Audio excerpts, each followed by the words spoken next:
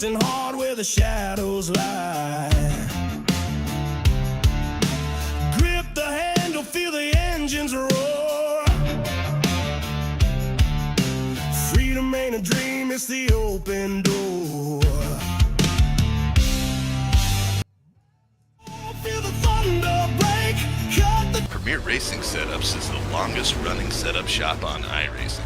Our monthly subscription options start as low as $20 a month. We offer setups for dirt oval, asphalt oval, and road racing, covering a wide range of cars and skill levels. Built and tested by top-tier sim racers, this isn't just a business, it's a community of competitive drivers. If you want to better your iRacing experience, head over to PremierRacingSetups.com today. And remember, if you don't get one, you're going to chase one.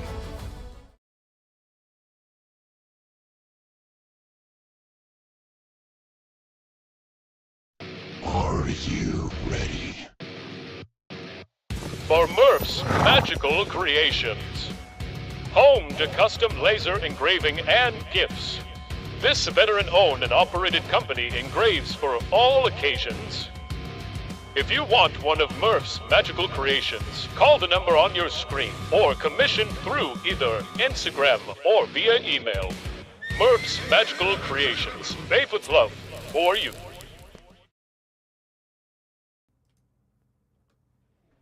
Welcome and good evening, everyone. This is Mike McKinnon alongside Dean Hopton, waiting on the return of Wesley Outland. He's on assignment, but we are in the mountains of Pocono, Pennsylvania, the Tricky Triangle, they call it, as we bring you the Pultz Popper ARCA series. Tonight we're going to go 250 miles in the 213simware.com 250. We'll get to the lineup in a little bit, but Dean, quite a track we have here, my friend. 3 corners, 3 completely different setups for these corners. You're not going to be good in all of them, but you'll just have to be good where you can take it. That's right, Mike. It's going to be very interesting. What turn 4? Well, as we all know, there is no turn 4 here at the Tricky Triangle. Good to be back here again. I was here for another series last week, and it's always interesting. Tricky turn 3 can cause some of the issues, to see how the driver's going to pan out for that one this evening. But first of all, we need to be introduced to the drivers here, Mike. So let's have a look at our starting grid.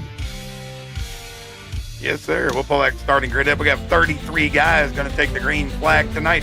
And on row 1, we got last week's winner, Jonathan Cofield. He'll be alongside Tyler Goodman with a really good qualifying effort out of that 13. Row 2, that'll bring us Josh Clemens, and he'll be alongside the 22 of Brandon Broadfoot. Row 3, we're going to see Jeremiah holding the 74. We'll see the number 1 of Josh Rodriguez in the Hendricks.com car. Row 4, the 88 of Anthony Harden. He'll be alongside in P8 Mark Morton, who had a really strong run at the Glen last week. P9, that's going to see Adam Lichty, and P10, we're going to see Matt Cherry. P11, that'll bring us Tyler Justice into 6. P12, he'll be alongside Fallout Machine of Robert Richards. P13, that'll bring us Chris Ellis. He'll be next to P14 is Shane Bowie in the 55. Row 8, that's going to bring us Steve Barnett. He'll be alongside the 5 of Robert Richardson. Row 9, Dane Hagan in the familiar 39. He'll be alongside the 57 of Mark Cofield. That'll bring us to row 10. We'll see Axel Smith in the 97, 2-time winner. And he'll be alongside the 79 of Tony Burleson. Row 11, we'll see Coy Miller in the 21. He'll be alongside Peyton Johnson in his familiar number 15 machine. Row 12, that'll bring us Trace Miller in the 52. And he'll be alongside Jonathan Woodward in the 96. Row 13, that'll bring us Timothy Hammond. He's probably glad to be away from the Glen. He'll be alongside Jeff Merck. Merck must have had a little bit of trouble in qualifying, I'm going to guess. Row 14, Carson Woodward in the 16. He'll be alongside P28 of Buzzy Mongold in the 12. Row 15, that'll bring us Jeffrey Johnson. He'll be alongside Curtis Banks, the Mullet Man, in the 77. Row 16, the 14 of Matthew Cummins. He'll be alongside the 87 of Keith Haney. Look for Haney to make a move early. And row 17 will bring us Raul Meza, getting off work. Probably didn't even get a chance to put in a qualifying effort. But Dean, there it is. 33 drivers. Cody Knott's going to bring up race control this evening. 33 drivers. tricky triangle.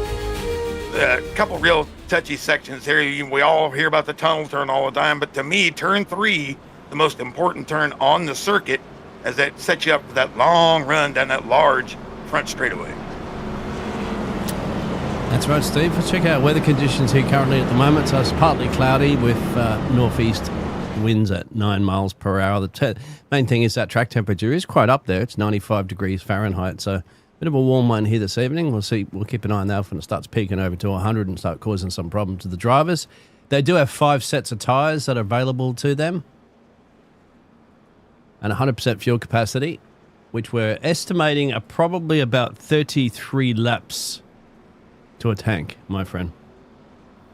Yeah, it'll be somewhere in that range. The draft will come into effect, so they may be able to get a little more. As you see, they're coming down this long front straightaway. I believe it's around 2,550 feet long. This will be turn 1. Coming around, lights are off.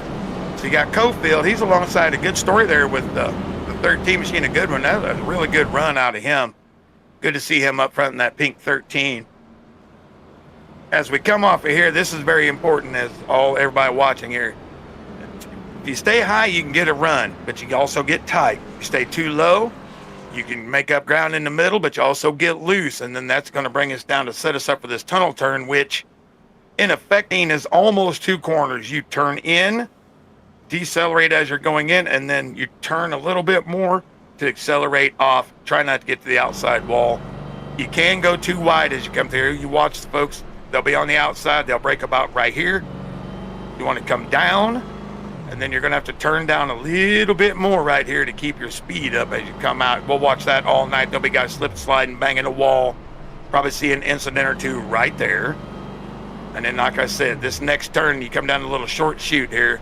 The next turn, you'll see guys try the bottom for a while. That middle a little bit up usually gets a little better runoff, and that is what it's all about, is you set yourself up for this long straightaway, Dean. And I'm looking forward to it, my friend. 100 laps. Competition caution is going to be at lap 45. I'll have 3 additional sets of tires, counting the ones they got on the car. They got 4 total. So we're going to see what we get right here. We'll look for them to go 3, 4, 5 wide as they come into the turn 1 here. This is the perfect angle to watch. And here we go. Green, green, green, and away we go. The 213somewhere.com. 250 is underway. And I'm shocked. Nobody fanning. There's one. Usually get 3 or 4 fan out right here, Dean. This is always fun to watch. Make sure nobody gets loose as they head into turn 1. Wait for him to get up to full song. A little bit of 3 wide, make that close to 4 wide action running at the back there. But out of turn 1, of course, now climbing their way up to turn 2. Yep, Long Pond straightaway here. The draft will come into. Woo-wee. Come on, Josh there. Josh getting a run. He was going to take it. Rodriguez jumping all the way up into. He couldn't quite clear. Might lose back to 5th here. He might be hung out a little bit. He'll make ground on the inside down here, but he's not going to have the runoff he wants, as these guys are all already taking this wide. You'll see the run they get off this corner. See Mark Morton there squeezing by. Just screaming. This right here is where the draft does help a ton. And as I said, there's 2, 3 distinct lines you can take down here. You can take the bottom, you can take the middle. This is probably the preferred line just above the first seam. That's where you seem to get the most runoff, Dean. Mark Morton making his way up 4 places currently at the moment for the number 3 machine in P4. Let's see, you can't miss that livery livery.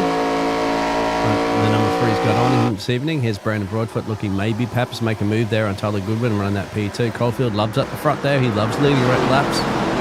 He's done it before multiple times and multiple race winner as well, so not a problem. It brings me back to a point that I don't know if we look at maybe introducing into the league, like just some points for qualifying, because, you know, you got some drivers that just sometimes just don't qualify. I don't really worry about qualify. They do come back, of course, and come in stage breaks and points, but it just makes it like, why not reward some drivers some good qualifying effort as well? You know, some points there that might come into play for championships in the season.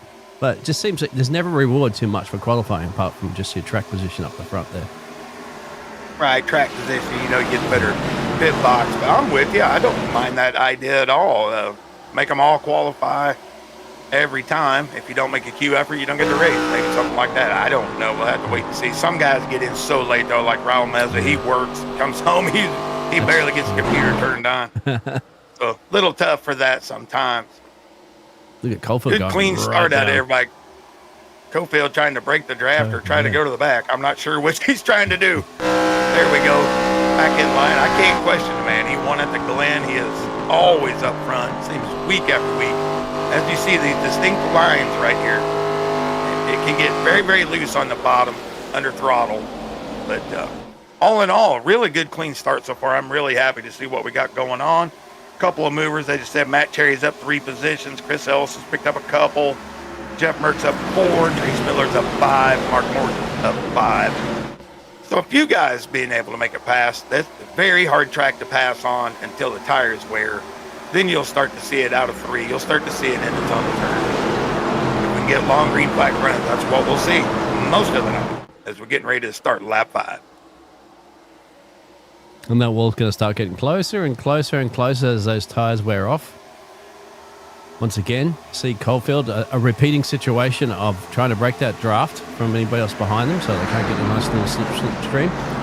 There's a couple of drivers completely using a different line at the moment. Some unlike drivers like can start high on the wall there. Some drivers on the inside line. Remember about the inside line too, but that's going to create more friction on your tires and will wear them out a little bit more quicker.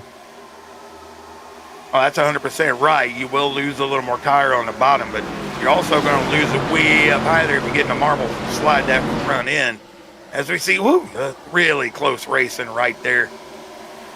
Got Matt Cherry. I believe that's Cherry behind Rodriguez there. No, that's Cherry. Hard. Yeah, Matt Cherry on the inside. Matt Cherry and Anthony Harden, they're battling hard right here. Yeah.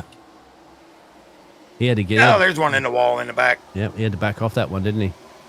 As Mark Morton and Tyler Goodwin making a run here for P2. Yeah, that's one thing the draft will do. You can push. You can, like Rodfoot putting the push on Morton right there. This is the preferred line right around here. That's where I like to run. It's where most guys run. But you look at this run off the 13 half, just that little bit higher. You can put the power down. That's what makes it so hard to pass. Down here when their tires wear, you'll see guys, they'll start to get really tight. You'll be able to see some moves as Rodriguez putting a slider right across the front of Broadfoot there. That's the kind of move you will start seeing. Broadfoot a little blink as well too, but he's got a little bit of distance, so he wasn't side by side. Hopefully that sorts itself out. You should try blinking in a wet weather. Oh, we got to spin up. Yellow, yellow, yellow. Oh, here we go. One into the wall, everybody around. Chris Ellis. That's Chris Ellis into the wall. This is what I'm talking about. You start playing with fire on that high line or you get too wide and somebody slips. That wall will come and bite you in a hurry. Replay here. Come on. Replay. Let's see what Ellis has got going on. He's got Adam Lichty on the inside. He's got Tyler Justice coming up the outside. Let's see what we get. And, I thought he was clear. Was not clear. Yep. There you go. Seems like we see that every week, Dean. A lot of that going on. Got to talk to your spotter, my friend. For Chris Ellis. Got to make sure your spotter is well aware of if you're clear or not. So here he is looking at the back, over the back there at the 32. You're going to see the 6 come up, and then he's going to come up and go, all right, unclear. No. Nope. That's unfortunate, but this will be interesting with the extra set of tires, but I don't think anybody will come down yet. Might come down for a splash of fuel to try to get to that competition caution at lap 45. I'll have to wait and see as they come around, see if anybody takes a chance to take a little splash and go right here. I think I would if I had a chance to do it. Good reaction. Assuming it wouldn't cost too much. Good reaction time for the rest of the field there. They completely got off there, so nobody was at risk. I've never seen it. It was like ants scattering completely to get out of the way, weren't they? And you'd have to give it to Chris Ellis. He held on to it. Here is some of those drivers coming in, as you mentioned. That's including our race leader of Caulfield. But Chris Ellis had held his brakes as well too, so he became predictable. So good on him for doing that. I don't know how many times I've seen drivers try to turn around, and of course they end up causing other accidents for other drivers. Tell you what, Dean, this is interesting. It looks like we had 4 guys stay out. Everybody else coming down for a splash of fuel. We got Brandon Broadfoot's going to assume the lead. Robert Richardson and the 5 stayed out. The 33 of Jeffrey Johnson stayed out.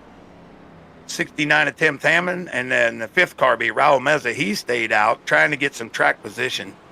Of course, they're going to be probably hoping for a quick caution or a caution in, 10 laps or so they can get their fuel. But I think that will answer our question on how far you can go. You must be able to go somewhere around 35 or so. They'll be able to squeeze this out, get to the end of the stage, which is not a stage, get to the competition caution. What are these cones there? Oh, they cover up the grills. Yeah, the drainage. Yeah, drainage system. Wow. Okay. It's a different too. I'd never noticed until just now. Wow, interesting. iRacing. Like you put the effort into scanning all that sort of stuff. You could make my broadcasting a little better. But anyway. Yeah. Maybe get some professional announcers. As I said, that's going to put Brandon Broadfoot up front. Robert Richardson, Jeffrey Johnson, Timothy Hammond, Raul Meza up to 5th, and then the guys that pitted, you see Cofield, he'll be in 6th, Mark Morton 7th, Josh Rodriguez 8th, Matt Cherry 9, and the 10th spot will be Tyler Goodwin. So we'll see if these guys, a little bit of clean air makes them a little quicker. Maybe they can hold the leaders off. We'll just have to wait and see. Probably going to see some pretty special stuff on the restart, I'm going to assume. Well, as you mentioned as well too, it is difficult-ish to overtake when everyone's pretty even Stevens on the same tires. Now with a 7-lap difference that we're going to have on tires, we're going to see the likes of Coalfield. If we're going to be able to quickly get disposed of, say, Raul Meza and Timothy Hammonds, then Jeffrey Johnson, Robert Richardson, and Brandon Broadfoot, or I don't know, 7 laps of tyre difference doesn't seem to be a great deal, does it? But I guess we're going to find out. Matthew Cummings comes back into pit road as well. Tyler Justice was in there for about 32 seconds, so I'm not sure if Tyler Justice actually took tyres or maybe just chipped out a bit of repairs. Yeah, probably repairs. He was the one involved there with Ellis that come across his nose. So, and the tires are all equal. It's showing everybody mostly just took fuel. It's going to be the dirty air. I don't mind the play to put a little dirty air onto the leaders here and see if, if their cars get a little tight. So I don't mind the move. Folks, hit us up in the live chat, please. That's what we need, a little bit of live chat. Yeah. You guys out there, tell us what you guys think. I think the fuel strategy was probably good. I would have done it. If that'll get you to lap 45, I would have definitely done it. So we'll just have to wait and see how it works out. Long pace laps here. I don't have any stories to tell y'all either. I just had a boring day. Just a big storm blew through it. Now we're all set to go. Well, we will be joined by Wesley very soon because it looks like that baseball game didn't go into, I don't know how many overtimes and stuff like that. So he should be back. I'm here. Overtime. Yeah. Welcome, Wesley. I am. What's up, guys? How are y'all? I'm good, Wesley. How are you? Oh, doing well, man. It's been a while since we worked together, Michael. I know. I got all sick with my blood sugar, and then I know the baseball's been getting you. This is the busiest man in broadcasting, everybody. Wesley Outland. Thank you, buddy. I appreciate it, man. I'm doing well. I hope everybody's doing well as well, and we are going back to restart. Oh, my God. If I haven't missed a lot as we're crashing. Oh, no. I'm not real sure what we just saw there. Wesley shows up and all hell breaks loose. Oh, my God. I don't know. Oh. That had to be some sort of accordion on the restart. Yeah, some sort of an accordion or something. Oh, my goodness. What's this replay here? Somebody's spun tires.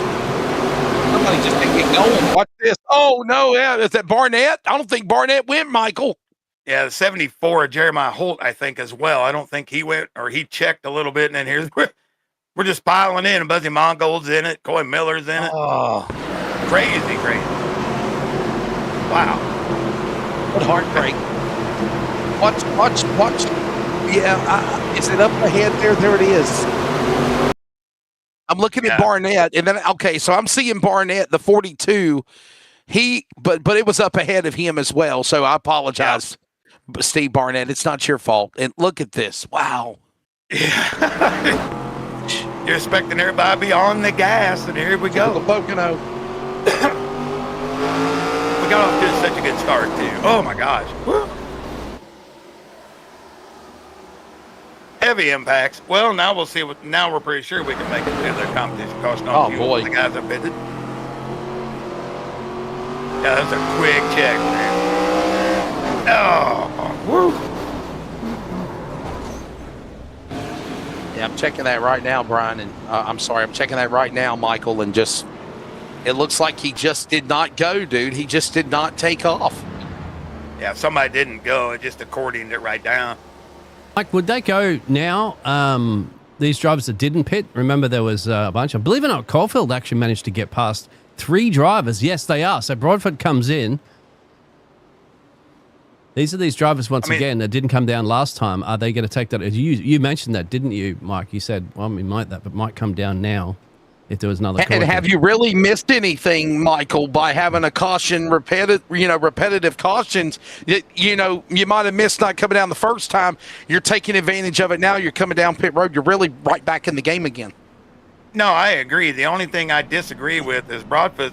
If he would have came down the first time, he would have came out in 5th place. Now we're going to see after this is over where he comes out. So he's going to be, 10, 12 spot difference, but it's okay. I mean, that's plenty good. This is a long, long race. They got plenty of time to get it right.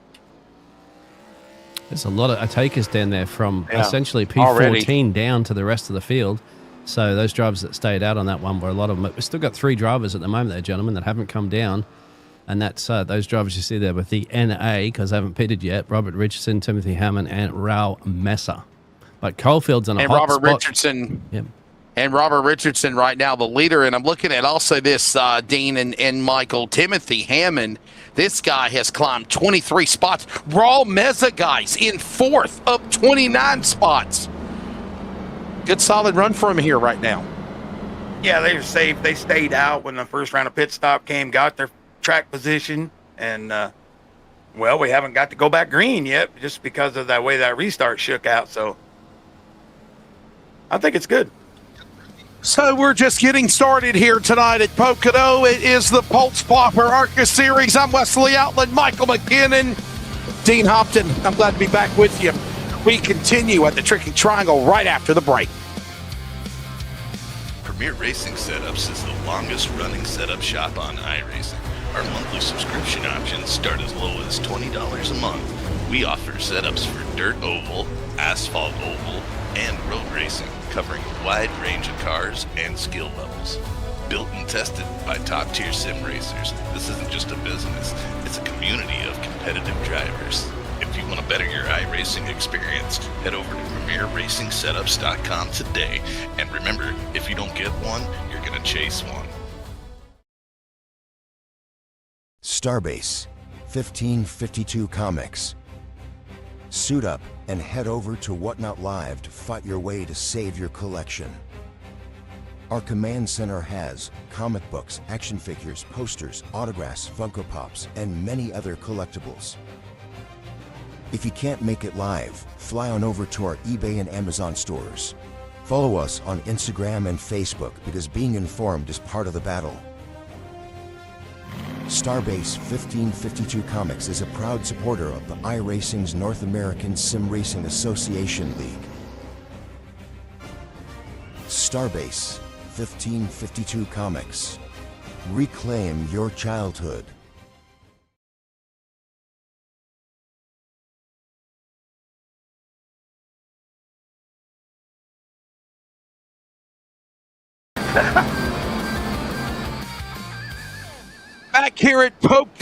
Back here at Pocono. Glad you're joining us as we are closing in on a restart. We are 13.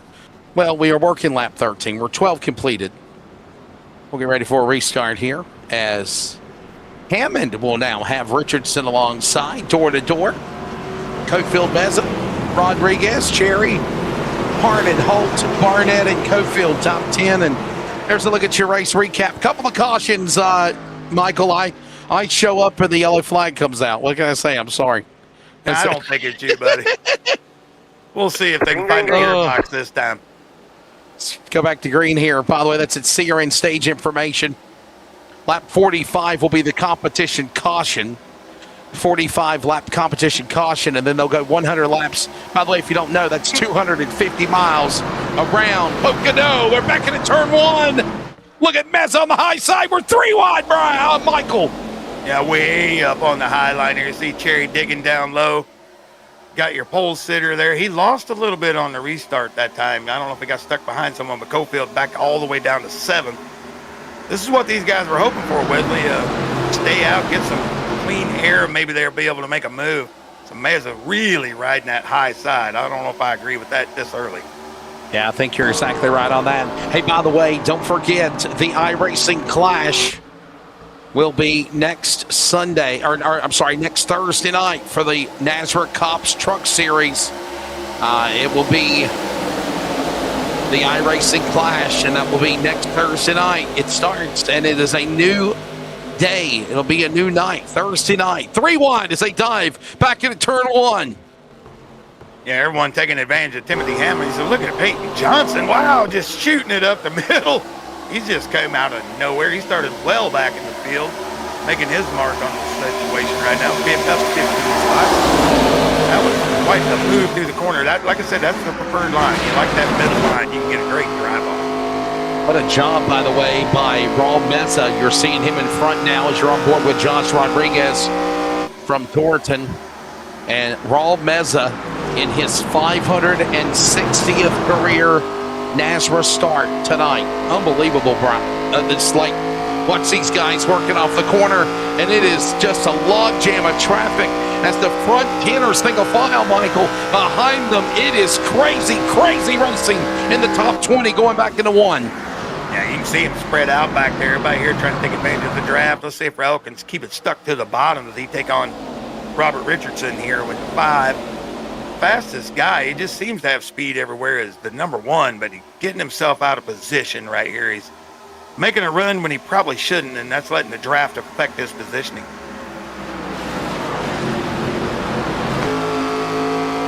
Working off that tunnel turn. We're at Pocono, this 2.5 mile. 560 starts. That's unbelievable for Raul Meza. Yeah, no. Raul Meza has never won. He has never won in the history of NASRA. Look at him dart off of turn 3. What turn 4? And it is a scatter all around the longest front straightaway of NASCAR. Yeah, really good positioning. I like what Rodriguez did there. Move it up just a touch. I think that 3rd, 4th lane, that's just too much at this point. And then once again, I wanted to see how this all worked out for Brandon Broadfoot. He came back on the track in 15th. He's dropped all the way to 25th after that pit stop. So the dirty air really affecting that machine.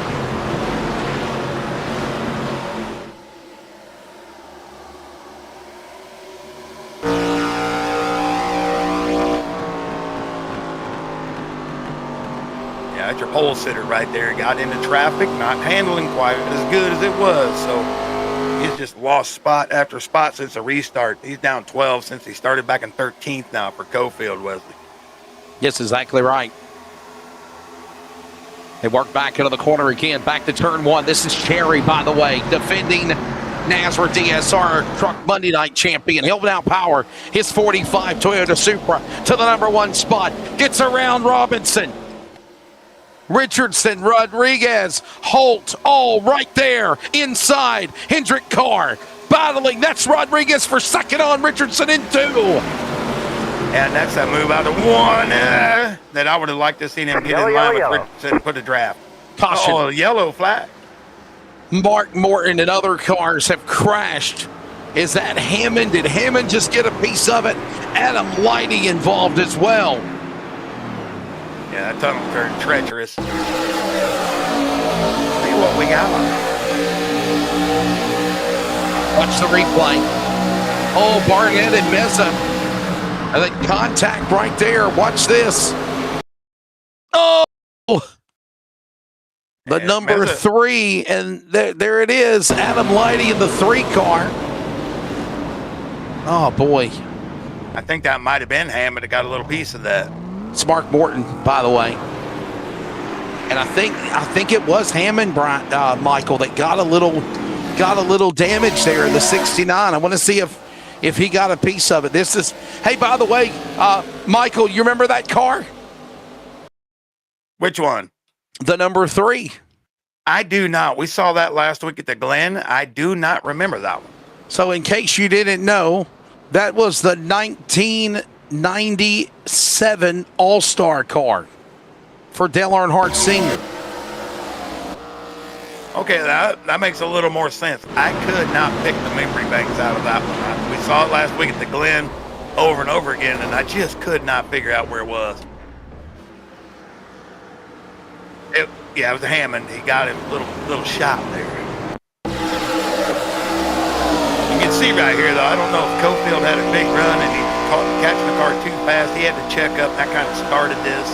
Or if Meza in the front, he was getting pushed through. Little checkup, and it just boom. Back we go with this accordion again. My apologies. It was actually the 2000 All-Star race. It was the 2000 All-Star race, the Winston, and it was the Peter Max All-Star car. Yes. Now I remember the name. Now we got, looks like Cherry on pit road, Robert Richardson on pit road, Harden, Meza.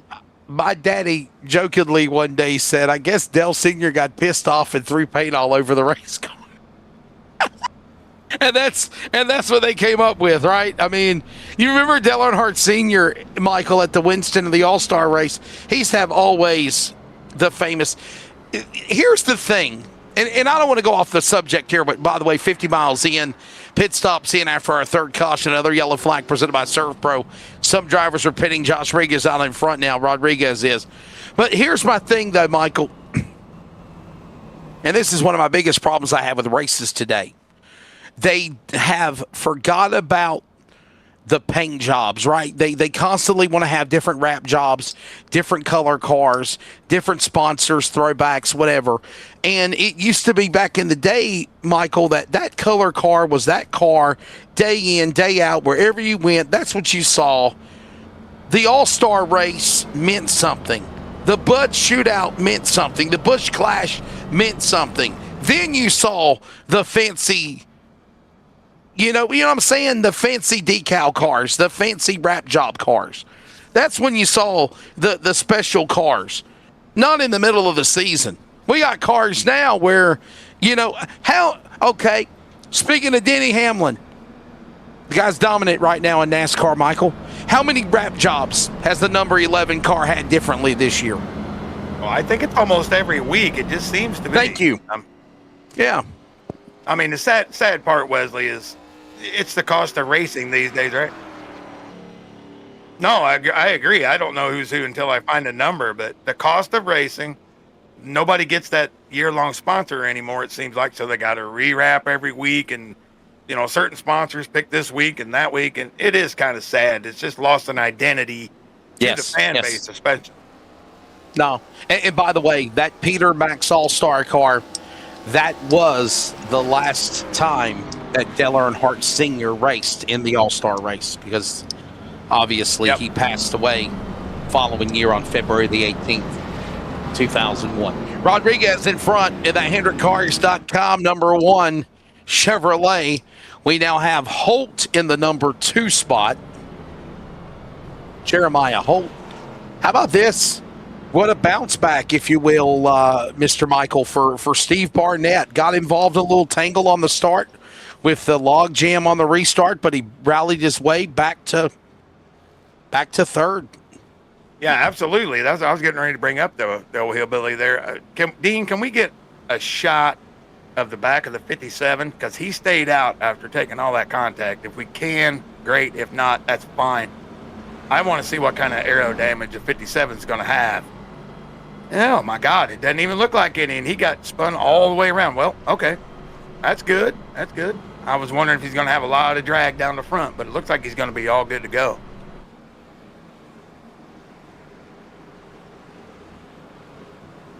Interesting. Ready for the restart as the cloud cover now makes it look like nighttime here. Closing in on dusk. at the tricky triangle. Lights off on the pace truck. It'll come onto the pit lane. 50 miles into it. The field to work their way back to the line. With Rodriguez hold on the front row.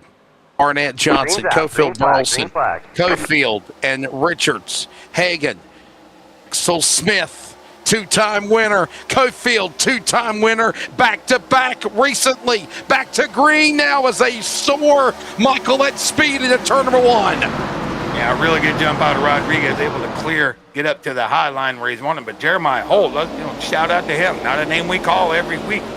Looking good so far. You see Rodriguez trying to break the draft already. Peyton Johnson is really impressive with the speed in that car right now. He is just rocketed through the field.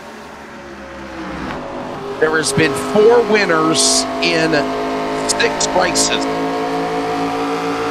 Round 7 tonight here in Pocono. We got a Talladega next week, Kansas in July. Car on the bottom of the gravel. Oh, boy. Hold on, Rodriguez. And he makes it. I thought that car was going to dirt track, and they're slamming the wall out of 4, out of 3. Oh man. 4 or 5 cars off of that outside wall. It's starting to feel a little bit of maybe tire wear. It's just pushing way too hard this early in the race. But wow. Absolutely chaotic coming off of that turn. Yeah, that was crazy. It really was. Yellow. And we got trouble. Uh-oh, now we got cars in the wall spinning from the top to the bottom. And we are crashing now. The 87, the 48, the 55. Big trouble, lap 23. It's a parking lot party. I'm not sure if that was a clear, not clear situation or somebody got a little loose chasing up the track, but somebody closed it out quick. Cars involved include Jonathan Woodard, Tyler Justice, Adam Lighting, Shane Bowie, Mark Cofield, Robert Richards, Buzzy Mongold. Here's a replay, Michael. Set it up for us. You're a driver. Yeah, everything looks good right here. And then it's okay. It's right up in front with Richards and Mark Cofield. Yeah, I don't know if Cofield got loose or just thought he was clear, but he was not. Oh gosh, Mark Cofield in the 57. Him and Robert Richards got together out there. Watch right here. I think he just thinks he's going to clear him, no problem. Fill the hole. But he has to get out just a little bit. He just shoots up the track. And bam. And that collects a bunch of good drivers. The outside pole sitter, 13, he gets caught in. Shane Bowie, Tyler Justice. Just on and on. And Woodard, golly. Quite a mess there, Wesley, on something that could have been avoided. Yeah, multiple cars.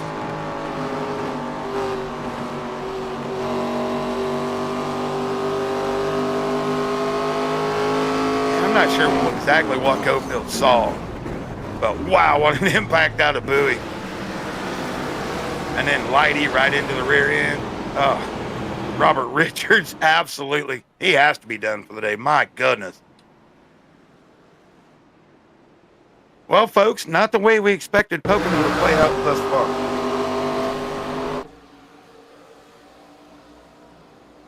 I mean, a 48 took an unbelievable ride. That was a hard hit. It really was. Yeah, and he got another one. He got the old. Wow. He got the Brad Keselowski on the Austin Dillon. What's that song by Jared Reed? She got the gold bonded, I got the shaft. That's exactly what happened to him. All the way. All the way. I think 48 was done for. He got smashed 4 different ways.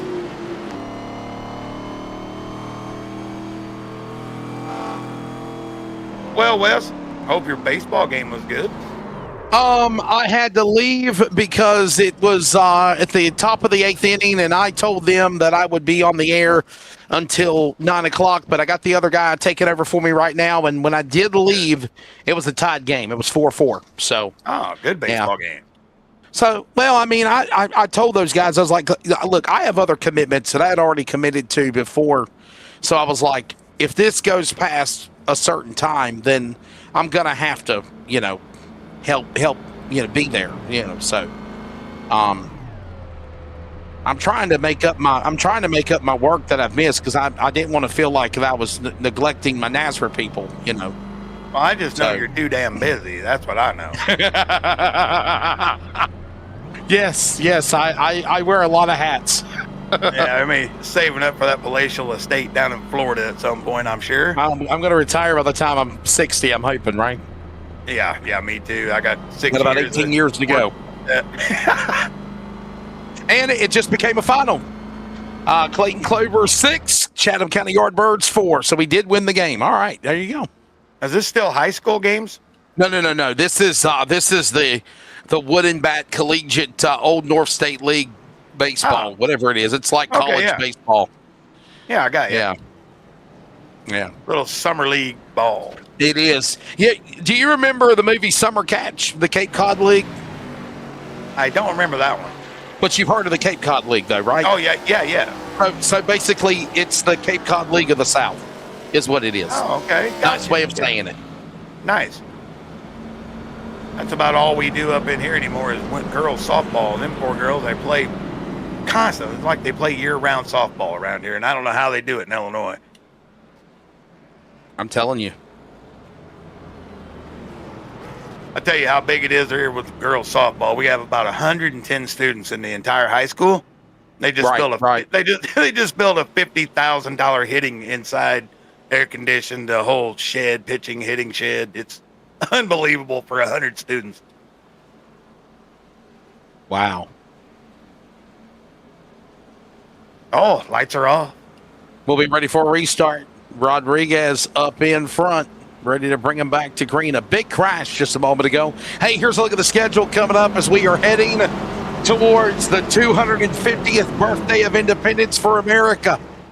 We'll be at Talladega next Wednesday night, July 1st. We will be at Kansas, Rockingham, July 8th. Are they really calling it playoffs, Michael, or is it the chase? Like, are they doing the playoffs for these guys, I guess?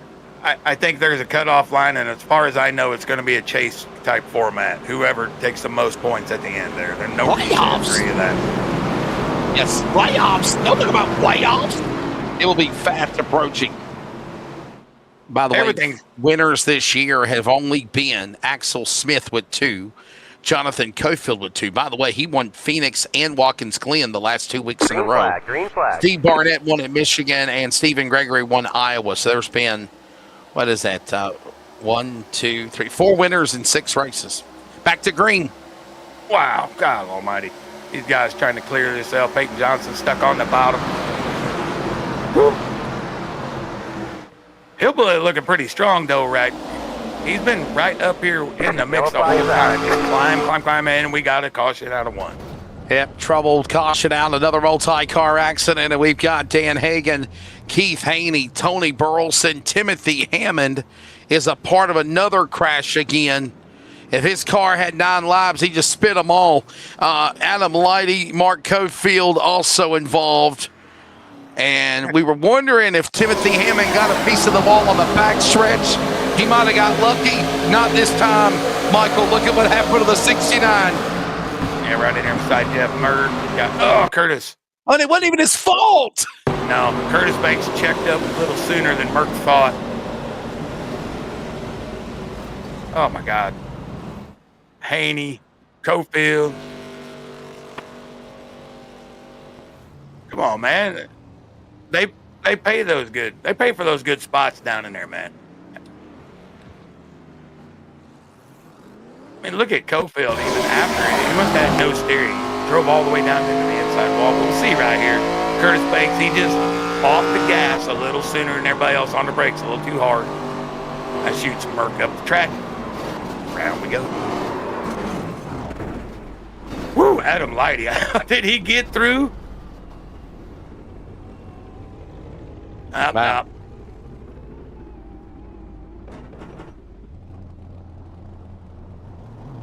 Supposed to be a carburetor on there somewhere. Well, these are Ilmores. Never mind. I think they're... Well, Xfinity Series has carburetor. I thought he made it through, Wesley. Yeah, I'm looking at it again. Wow, man. That's how you can make up spots pretty quick, though, back there. Just drive through about 10 guys.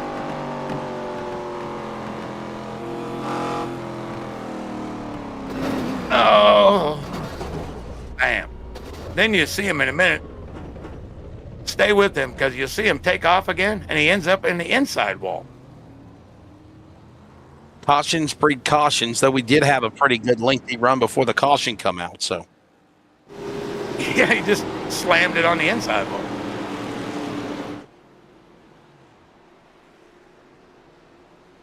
Not a good time for Mr. Mark Cofield. Good times for Josh Rodriguez, Barnett. Yeah, Merck's the one that kind of slid up into the wreck, so probably cleaning it up. Anthony Harden coming off pit road. See Buzzy Mongold. We got Tyler Goodwin back there. Tyler Justice. Somebody smoking profusely back there. Looks like me on a Friday night, kind of get to the drive-in.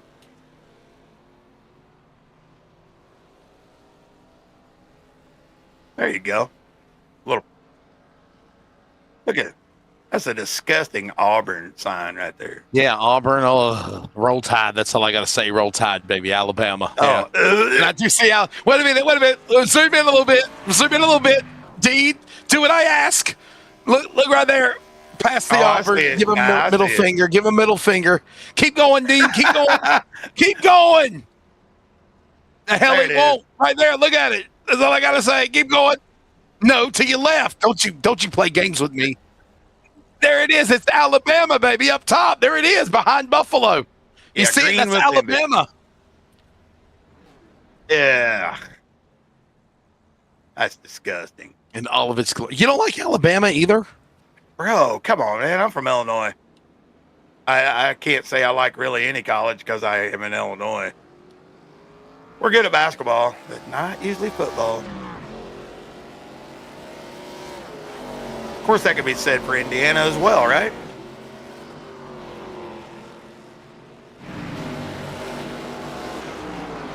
Yeah, Roll Tide kind of makes my stomach hurt.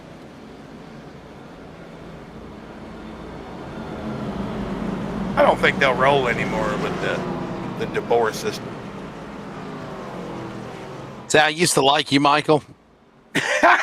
You know.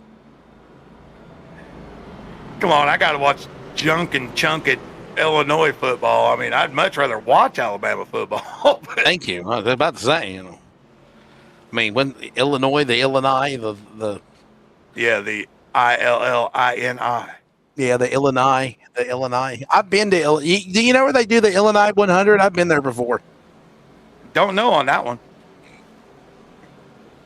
You're a where they do the traveler. Where they run the where they race the Illini 100.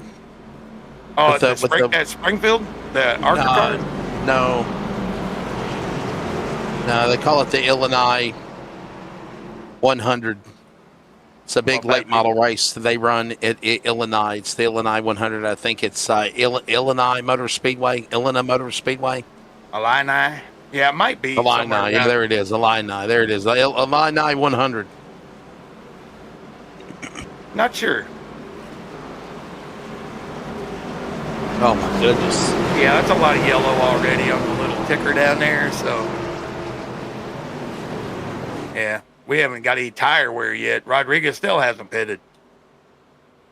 We ran a 250 lap race at North Wilkesboro, Michael, and 105 of the 250 was under caution. Yeah, I had a guy send me the little ticker that Dean's got on the bottom right there, and it was just yellow. Let's hope it cleans up, folks, as we got Barnett. He's going to put the hammer down, try to hold off Josh Rodriguez. He got a chance for a slider here, him and Peyton Johnson both. Can he get up in front? Oh, just got it done.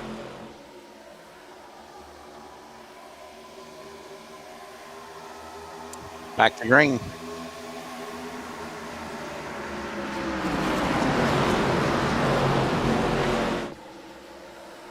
Yeah, I mean, yeah. I mean, you have good nights and you have bad nights, right? I guess that's a nice way of saying it. When you're hot, you're hot. When you're not, you're not. Oh, it is what it is. Now we got some nice 3 wide for the lead racing. Let's see who Axel wants to go with. It goes all the way to the top. Guys, drag racing, Wesley. This looks good. Peyton is not going to back off of Barnett here.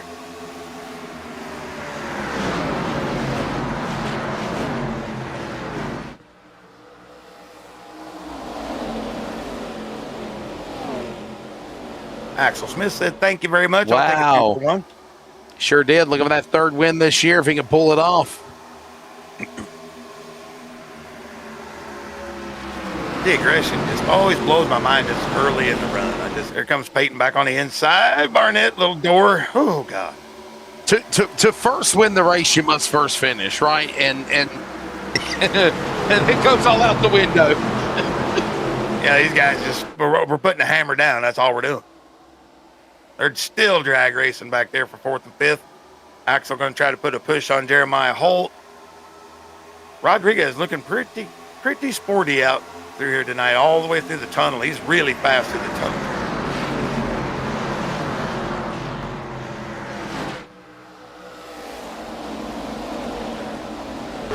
Going through my story of trying to find our pole sitter. Where is he? He's in. Whoa! 12th He position. says, "You wanted me? I'm here." That was Broadfoot and Woodward right there. Woodward. Oh my goodness! Hey, I'll give one thing. They're putting a show on. That's just going to bring Cofield right up to the rear bumper. He was our pole sitter tonight. Here comes Holt. Holt's had this line all night. Oh, too big, too wide. I had to talk about it. I got to ask you a question, Michael. With so many cautions we've had, do you think they're still going to call the competition caution at lap 45? I mean, Is it really necessary? No, I don't think it's necessary at all. I just know they're going to do it.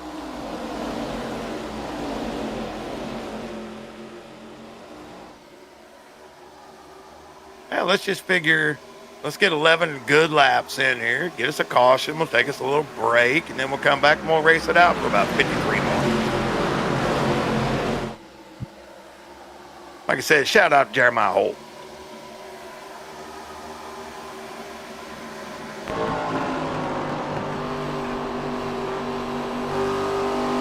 Wow, how about Mark Morgan? We saw him spun off the tunnel turn. He's all the way back up here to 6th place. Yeah, packing it into that corner again.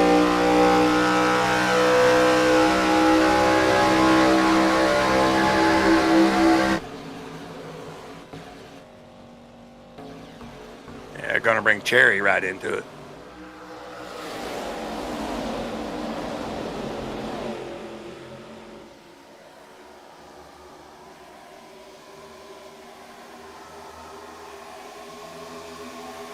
Yeah, Holt being very patient right there. Might cost him the spot if Axel's going to jump out. He's going to put the slider on him right through the tunnel. That's bringing Peyton Johnson right along beside him.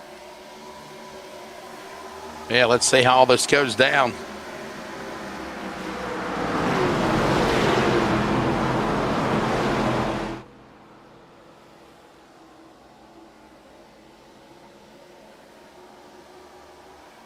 Oh, I love the sound of these cars making their way. You know, they sound so different, if you will, Michael, than what we hear with the trucks or the Cup or any of these things like we normally hear, you know? Yeah, it's odd to me a little bit too because they're both Ilmore engines, so kind of shocking the difference. I guess it's just the way they set up the exhaust and all that for premium horsepower, but yeah, they sound fantastic. Let's see what Axe can do on the outside. Oh, Rodriguez a little tight right there.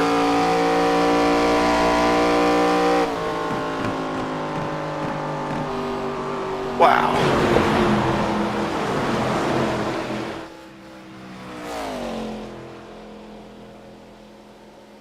Oh my God, who was that going off to the inside? That not a yellow? Oh, wow. Yeah, but that could have been big trouble right there. No yellow flag, though. That looked no like caution. That looked like a life flight crash. I mean, he was screaming down in there. Yeah, it was the 20 of Josh Clemens. Wow. Yeah, that looked chaotic right there, boy. My goodness, what a hit.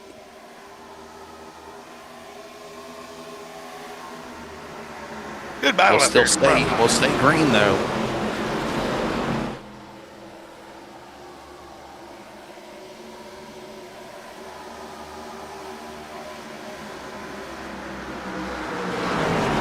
I don't think they do like NASCAR does, Dean, with like points for leading the most laps or anything like that. I don't think.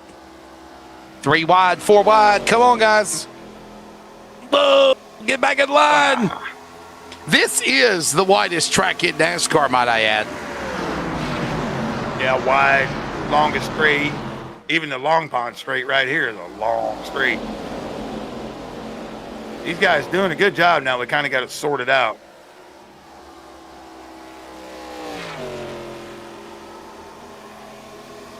Side draft, side draft.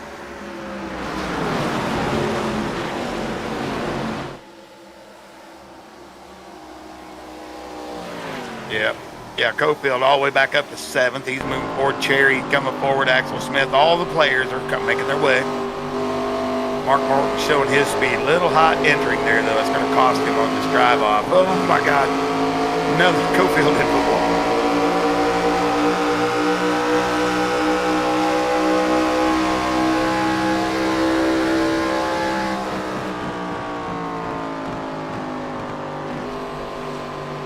Yeah, we're going to get somebody spun around here in a minute. They keep dooring all the way down. Pinch, pinch, pinch. Cofield praying he can just get out of here.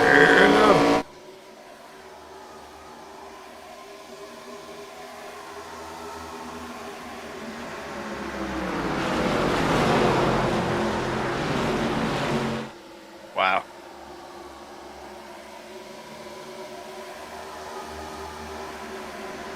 I mean, these guys they're just not taking anything for granted right now. They want to stay in the drive. Oh, slide up from Morton, almost got into Holt, but Holt all the way out to the wall. Another car into the wall. Looked like Cherry again. All the while, Raul Meza says, gets out of the way. Everything has worked out for Meza. He's up 22 positions. Peyton Johnson up 20.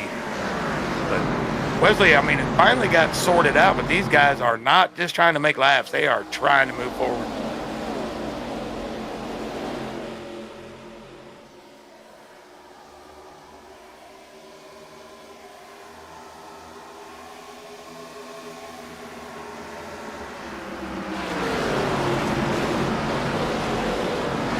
Yeah, that's what I thought it was. It was more of a cumulative points, which is good, A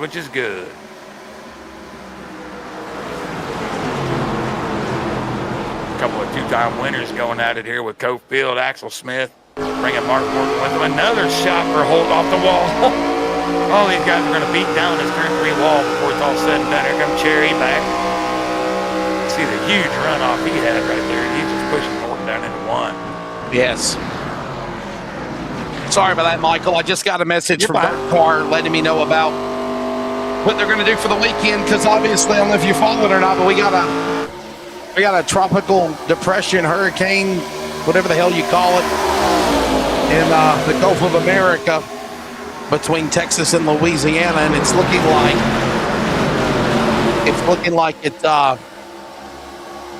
like it might affect the weekend with rain. So rain and some wind. Hey, listen, we need some rain down here. I'm not going to lie to you. We've been going through a bad drought lately. So yeah, we got plenty today. Actually, we've had quite a bit, to be honest. River's up a little bit. That's one thing we worry about around here is a little flood, but it's not up that bad yet. Great battle. Peyton Johnson putting a side draft on. Big run, but here comes the draft. Going to shove Rodriguez into 1.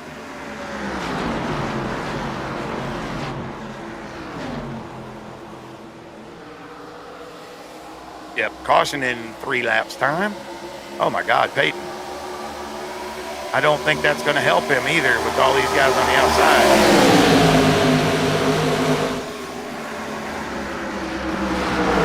Oh, hang on. Almost collision coming out of the tunnel turn. I don't know when the last time I saw it. That looked like Dale Senior-esque right there with Mark Morton. Did you see that? Jack him up a little bit. Yeah. All these guys are just beating this wall down. Somebody's going to get some steering damage eventually. putting on a great show once we got it all situated out. 'Cause this is unbelievable racing right now, folks. Call a friend, talk to us in the chat, do something. You guys got it straightened out. We'll get it all straightened out. We have to figure our stories out after those long caution periods, but now we got some unbelievable racing here. About 14, There we go. 15 guys in a line. There we go.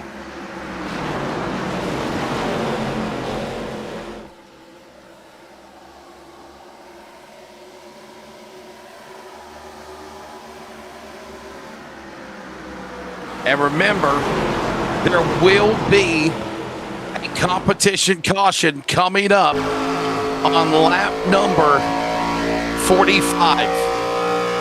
Regardless of all the yellow flags we've had, there'll still be a competition caution. Not that I agree with it, Michael, but it's going to happen.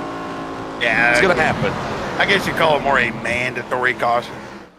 Same way that ARCA does it in real life. Yeah, mandatory caution, yeah, because it's not like it's Yeah. it's, they don't do stages now. That'll flip everything around. I still don't think Rodriguez has pitted yet. He's been out here the whole time. Did he pit? I'm sorry. Okay, he was one of the early takers. That makes sense. Yeah, Johnson, Barnett, Cherry, Morton. Morton just fantastic after that spin, but he's beat the turn 3 wall down about 3 times in a row. Let's see if he can hold her back together a little bit this time. Oh, a lot better exit that time. Cofield right behind him, a little loose. There you go. Just make a little move right there again.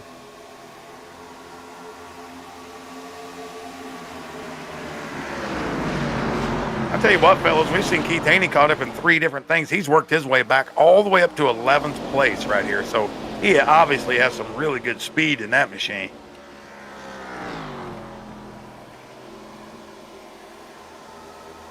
Oh, and by the way, this now is Barnett now up on the high side, down to the oh, look at this. Johnson got wiggly loose. He opens the door. Look at Morton back in the fight. Rodriguez to the inside. This is for the end of the stage, or for the competition caution. Damn, I'm so used to saying stage, Michael. Caution will come out hard. here when they come to the line. 4 wide. Yellow. Caution's out. All right, keep it together, boys. Man, I wouldn't have wanted through the yellow flag. I wouldn't have wanted this race to the end right here. That was some unbelievable racing right there. That's fantastic. These guys have to come all around, catch the pace car, and then go around a little more, and then we can get our pit stops on, which I'm sure everybody will be a taker.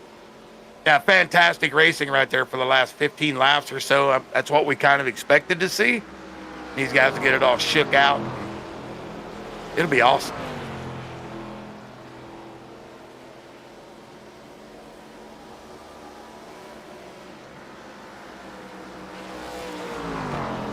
Maybe wait till he get caught up with the pace car. Maybe we can talk to Mr. Barnett before he makes the pit stop. What do you guys think?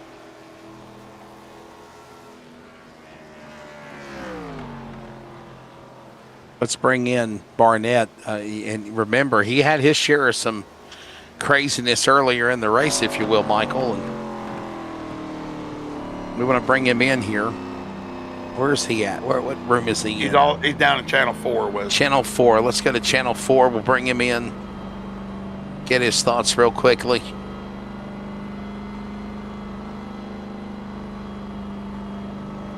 Steve Barnett, it's the broadcast booth. How you doing, Hillbilly? Sweating. What'd you say, sweating? I'm sweating. Oh, hey, listen. You about got caught up in a big wreck on a restart with a bottleneck chain reaction. You got through that. Now you've raced your way up here to the front, man. I got a feeling it's been about a week or two since I got to call ARCA because of baseball. I got a feeling you like these ARCA cars, don't you, Hillbilly? Yeah. This is my first season running them, first time running them, and I think I figured it out. I'll tell you what, Steve, I'm watching you guys battle. I mean, there's some door banging. It looks like a blast out there. Is it as fun as it looks? Yeah, it's a blast until it's not, right? Yeah, I got you. I'll tell you what, we'll get you off of here. You're gonna have your pit stop here. So we're gonna let you go so you can concentrate on your entry, bud. Ready. Let it make his pit stop. We're going to step away and take a break. We're going to take a break. We'll be back with Steve Barnett in just a moment. Stay with us. These guys are pitting. Competition caution at the end of over 100 miles at Pocono. Premier Racing Setups is the longest running setup shop on iRacing. Our monthly subscription options start as low as $20 a month. We offer setups for dirt oval, asphalt oval, and road racing, covering a wide range of cars and skill levels. Built and tested by top-tier sim racers, this isn't just a business, it's a community of competitive drivers. If you want to better your iRacing experience, head over to PremierRacingSetups.com today. And remember, if you don't get one, you're going to chase one. Starbase 1552 Comics. Suit up and head over to Whatnot Live to fight your way to save your collection. Our command center has comic books, action figures, posters, autographs, Funko Pops, and many other collectibles. If you can't make it live, fly on over to our eBay and Amazon stores. Follow us on Instagram and Facebook because being informed is part of the battle. Starbase 1552 Comics is a proud supporter of the iRacing's North American Sim Racing Association League. Starbase 1552 Comics. Reclaim your childhood.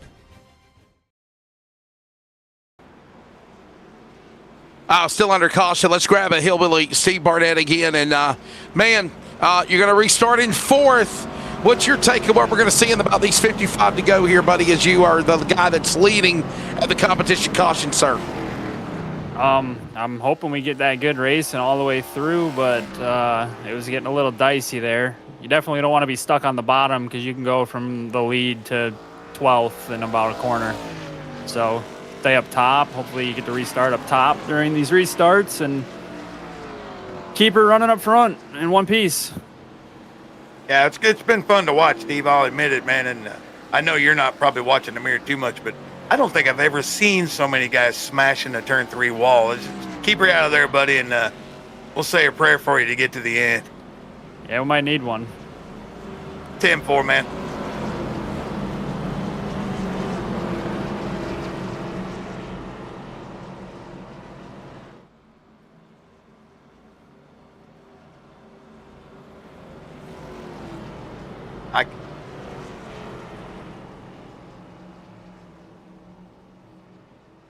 I'm okay. I can hear it now, Dean. Yeah, you can hear the. Yeah, you don't need to mess with nothing. Steve Barnett, I got to get you the hell out of the room. I'm sorry, buddy. Yeah, sorry, Steve.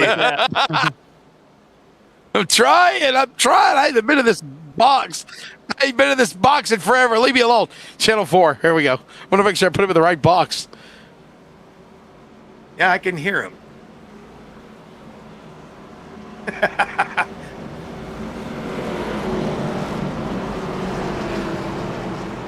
It's okay. I'm happy now.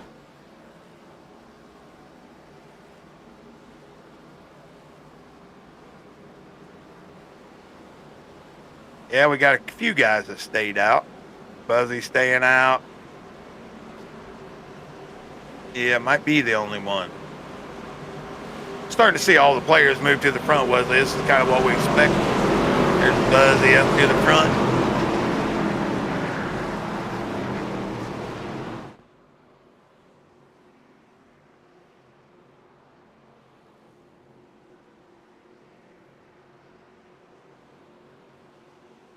Green. Back green. Buzzy got a pretty good start. Let's do it. Back to green. There's your weather conditions. It's a nice night 4 race. Day 4 race. Look at Barney down up the middle. He says, I'm going to go 3 wide. Excuse me, coming through. Oh, Buzzy should have a huge run right here, but they blocked him, didn't they? Did they block him or what? Somebody did. He said, you are denied entry. You are denied entry. Yeah, he might just older shoes.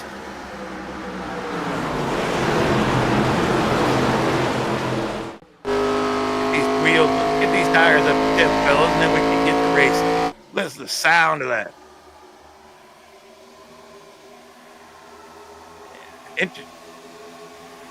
Interesting right there.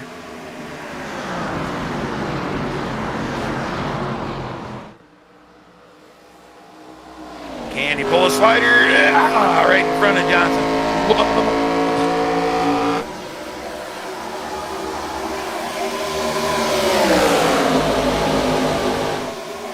Back at it again down in the corner.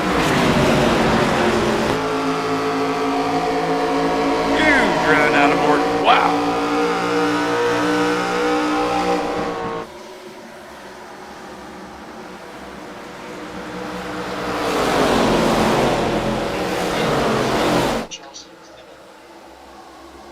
Yeah, this is very, very good racing right now, Wesley. If these guys can separate and everybody in the back can keep it together.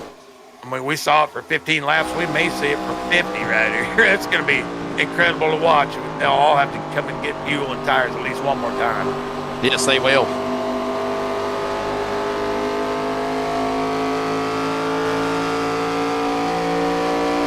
As you watch on board now with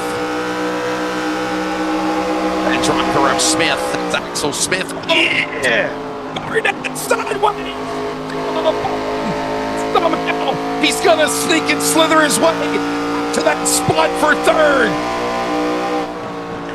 Oh, man, that could have been trouble. And now he fights for second. Gets around Barnett. Barnett gets around Cherry. Cherry powers back. He's not done. And by the way, the Peter Max #3 car, Mark Morton in the lead. Yeah, Mark's been real impressive tonight, Wesley. We've seen him at least spun out at least once in the tunnel, able to make the little repairs, tires, and he has been super fast ever since, driving away from this battle behind him. Somehow, some way, working their way back down that back stretch. Pocono, the long pond straightaway. What a show they're putting on. By the way, next week, Talladega. And to be honest with you, Michael, this is like a super speedway race for these ARCA cars, for Pocono. And the reason why I say that is the trucks and the cup cars, they're different the way they race here at Pocono because of all of the engine things. But these cars, they're wide open. That's why we've seen the multi-car crashes. The same will be at Talladega next week as well, next Wednesday night. Yeah, well, absolutely. And the draft is huge. You see slingshot after slingshot. Who gets the runs? I mean, here comes Rob, but that high line, oh, he should have took it. But yeah, patience probably paying off, to be honest. I would have took it and probably lost 5 spots. Yeah, oh, goodness. Guys just banging off the fence all over the place. It's a little bit loose right there. Just watching it. Here they come.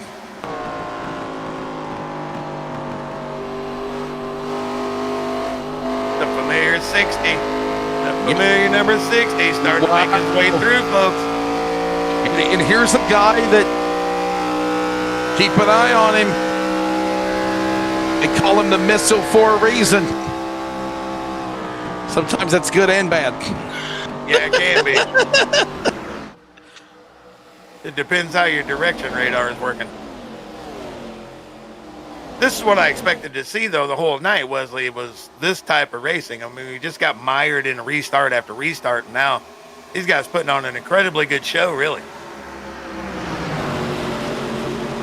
Better than watching Denny Hamlin run off to 15-second lead like always the last 3 weeks. That's exactly right.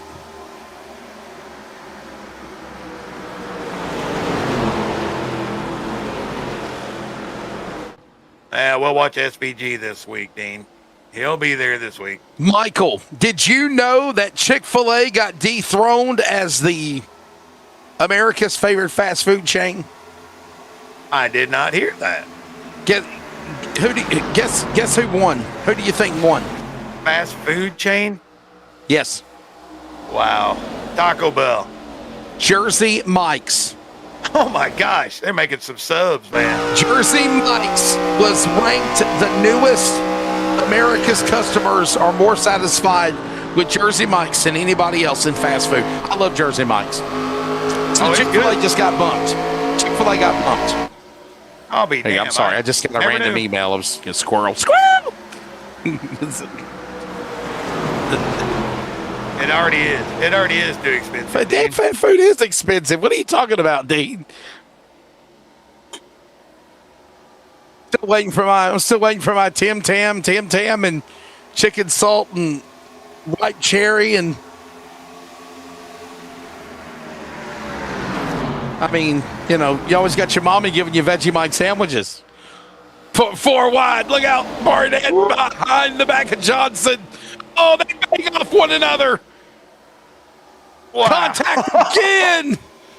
Axel Smith's got to back off the 42. He'll pull in front of the 42. Wow. Marcus sideways, and he's treading in murky waters. Pardon the pun. What a save. I mean, that's about 160 miles an hour down there.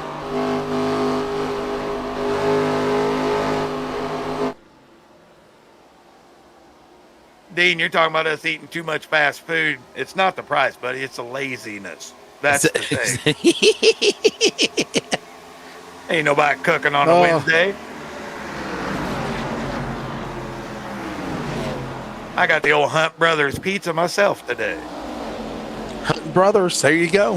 Hunt Brothers Pizza.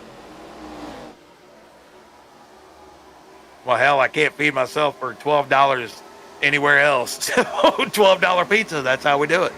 Get you some Blimpie next time. Blimpie subs, man. You say Blimpies, Wesley? Blimpie sub. Yeah, Blimpie You know, sub. I makes had it one great. the other week ago. Yeah.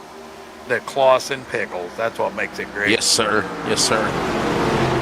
Everybody stay with us. We're back in a moment on the radio as we are closing in on the end of this one, heading towards the final 100 miles of this one tonight at Pocono.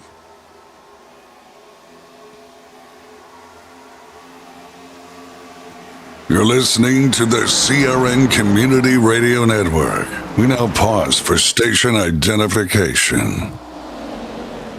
This is the Community Radio Network, WCRN, 87.9 FM, Clayton, Connor, Smithfield, North Carolina. Proud to be in the USA. We are CRN. It is the 213simware.com 250. Round number 6 of the NASRA Pultz Poppers ARCA series. Michael McKinnon, I'm Wesley Outland. Bigglestein hopped in on production. And we are getting ready to settle this one to the final 100 miles. And this first 150 miles have been rather interesting, if you will, Michael. Things got chaotic. We've had the big multi-car crashes. We've had the long green flag runs. And now we are seeing the single or two-car tandems start to pull away from the rest of the pack. Yeah, these leaders are starting to put a little gap back to the other guys back there. It's about 2 seconds in between the packs right here. But what happened to Rodriguez? Oh, no. Yellow. He got spun. Got Matt Cherry right there. That might have been a bad push. I'm not sure exactly what happened right there, but what an impact out of Cherry. Matt Cherry into Rodriguez. Both cars went spin. No, not Cherry. I'm sorry. It's Merck. Jeff Merck. Apologies. God almighty. Matt Cherry's in the lead. It was Jeff Merck and Rodriguez. Watch this. Whoa, off a hillbilly. And then they both lost it. Yeah, Merck got a meatball out, man. So let's just say this. Rodriguez got into Barnett, the hillbilly, and then Jeff Merck had nowhere to go. They bounced off of one another. That's a nice way of saying it right there, Michael. Oh, absolutely. I said it looked like a bad push or just, it was very odd. Oh, Peyton Johnson just kind of squeezed him down. That'll probably end Jeff Merck's day. He got the meatball. The whole front end's gone. He's probably got a sore shoulder.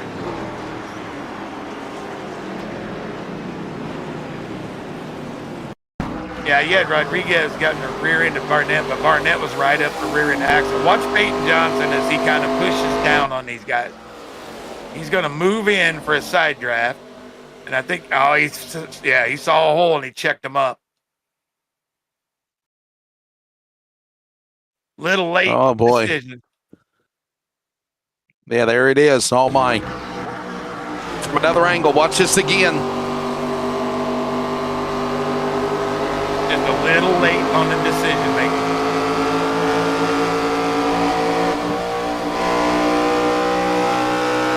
You know what?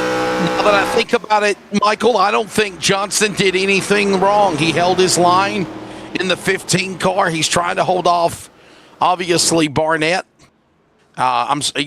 Hillbilly Barnett.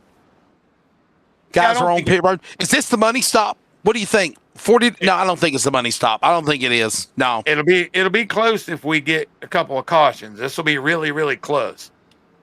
But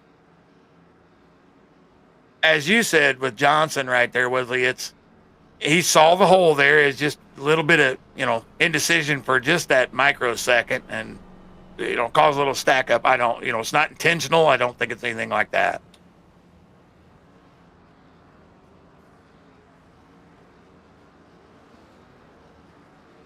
Yeah, I'm not sure it's showing red down there, but I'm sure it's open for everybody. Oh my God, Adam looked, he comes shooting. Oh, wow. There.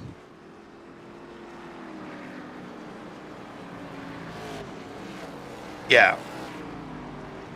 Well, that's going to restack them, Wesley. That's a good little run we had there, though. We had about 13 lap run. I'm going to say that would be the money stop if we get a couple more cautions. There's going to be somebody trying to push it. Yeah, I don't know. I'm thinking they're about 15 laps short, honestly, Michael. If I'm tallying all this up, I'm thinking if we get a long green flag run, they might have to come down pit road between lap 80 or 85. I really believe that. I could be wrong. Very well could be. Very well. I can check my race information here. Just trying to get the. I know with all the cautions at the beginning, Rodriguez was able to run 38 laps, and that's what we got left. It came in on lap 7, but that was caution filled, so it would take a lot of cautions probably to get us there. So we are at Pocono. Mandatory caution is at lap 45, obviously lap 100. They are at 100% fuel capacity. So let me check something here real quick. Let's see here. You know me, I'm putting my computer brain to work. Yeah, get it working. Let's see here. How much? Okay, so there you go. Okay, so he told you that.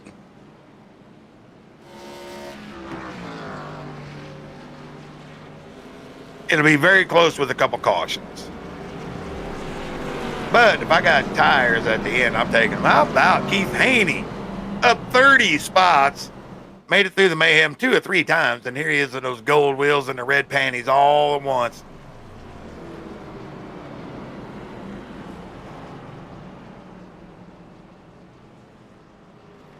Proud to announce. Okay, how many laps can you run on full tank of fuel?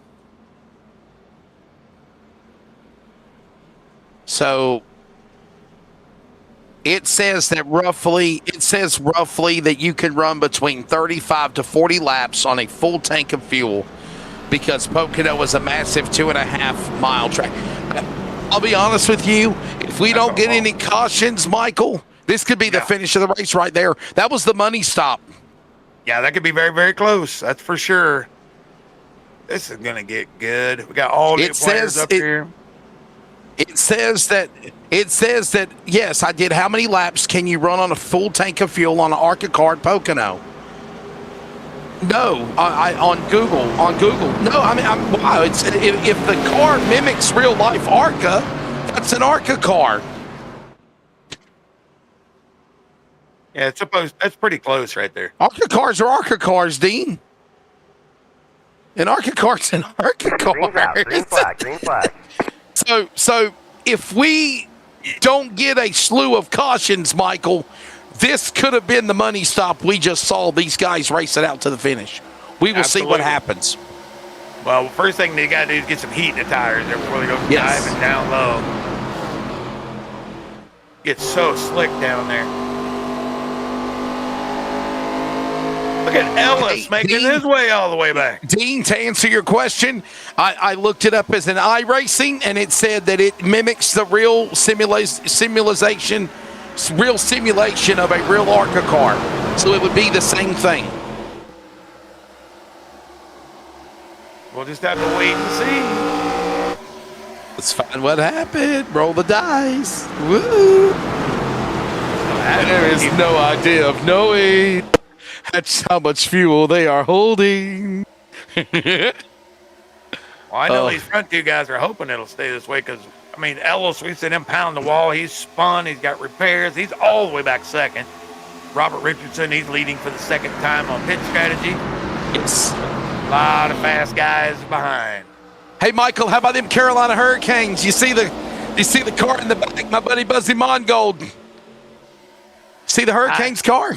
I did see it. I knew they had won. I didn't get to see any of the games. So. Oh, really? You missed? Oh, dude, come on, man. Oh. I mean, technically, I guess. My Blue Notes were not in it. The St. Louis Blues were, the St. Louis Blues, they'll have to tune the band next year. Yep.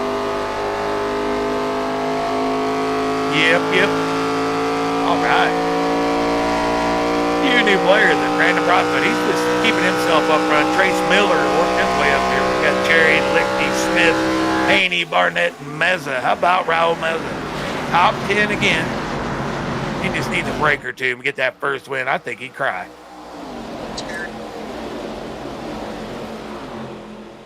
Yeah, I think you're exactly right. Watch this again. By the way, lap leaders so far, Josh Rodriguez. He's led 22. He's in 18th right now. Chris. The guys leaning on one another. Richardson and Ellis. Ellis ain't backing down. Another driver from Raleigh, North Carolina. He was trying to go to the lead, but Richardson said, no way, and we're going to stack them up 3 wide to get behind them. Yeah, Cherry taking advantage of that. Eight wheels are better than 4. Now we got Ellis around. And they crash. Broadfoot collected in 22. Yellow flag. Oh, we knew it was going to happen. We knew it was going to happen. You knew it was going to happen. Yeah, the way these guys slicing and dicing, you almost had to expect it. Let's see if he got it clear, not clear again. First one was a clear, not clear. This one is a clear, not clear. From another angle, look at it again. Wow, yeah. Boy, I don't know if I'm going to check in with Chris Hill. And then he got hit again. Oh, my goodness. Penny for your thoughts, Chief. Yeah, Coy Miller coming in late.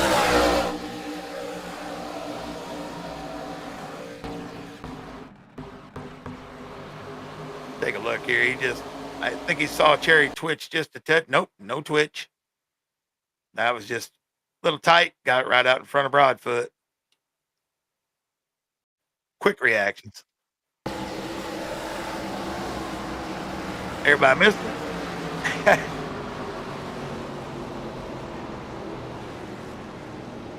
Coy Miller, I believe.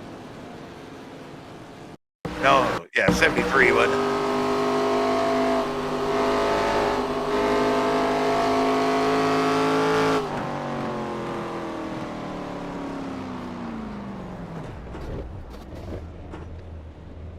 Yeah, I'm not sure right there.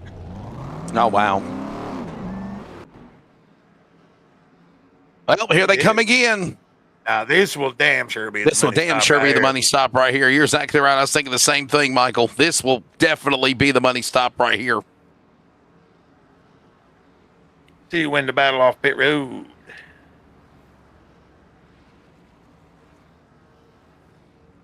Richardson will definitely have to take a little more fuel, so he'll probably fall down the line a little bit. Can you say pit stop? Ferrari. We usually follow the Ferraris. Matt Cherry, Axel Smith, Trace Miller, Haney, Barnett, Meza picked up a couple spots on pit road. Broadfoot made himself back out in 7th. Morton, Peyton Johnson, and your pole sitter, Jonathan Cofield, to round out the top 10. I think this is probably about as good a time as any. Take a little ad break and come on back for the finish of the last 30 laps of this race. Sponsor time, sponsor time. Back in a moment.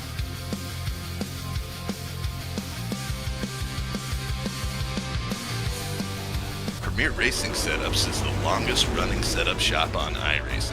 Our monthly subscription options start as low as $20 a month. We offer setups for dirt oval, asphalt oval, and road racing, covering a wide range of cars and skill levels. Built and tested by top-tier sim racers, this isn't just a business, it's a community of competitive drivers. If you want to better your iRacing experience, head over to PremierRacingSetups.com today. And remember, if you don't get one, you're going to chase one. Are you ready? For Murph's Magical Creations. Home to custom laser engraving and gifts. This veteran-owned and operated company engraves for all occasions. If you want one of Murph's magical creations, call the number on your screen or commission through either Instagram or via email. Murph's Magical Creations, made with love for you. We're enjoying it, ladies and gentlemen. Thanks for joining us for the NASRA Racing Pultz Poppers ARCA Series. Michael McKinnon, Wesley Outland, Dean Hopton with you. And here we are closing in on the final 75 miles of this one. Lap number 70 of 100. 30 laps to go.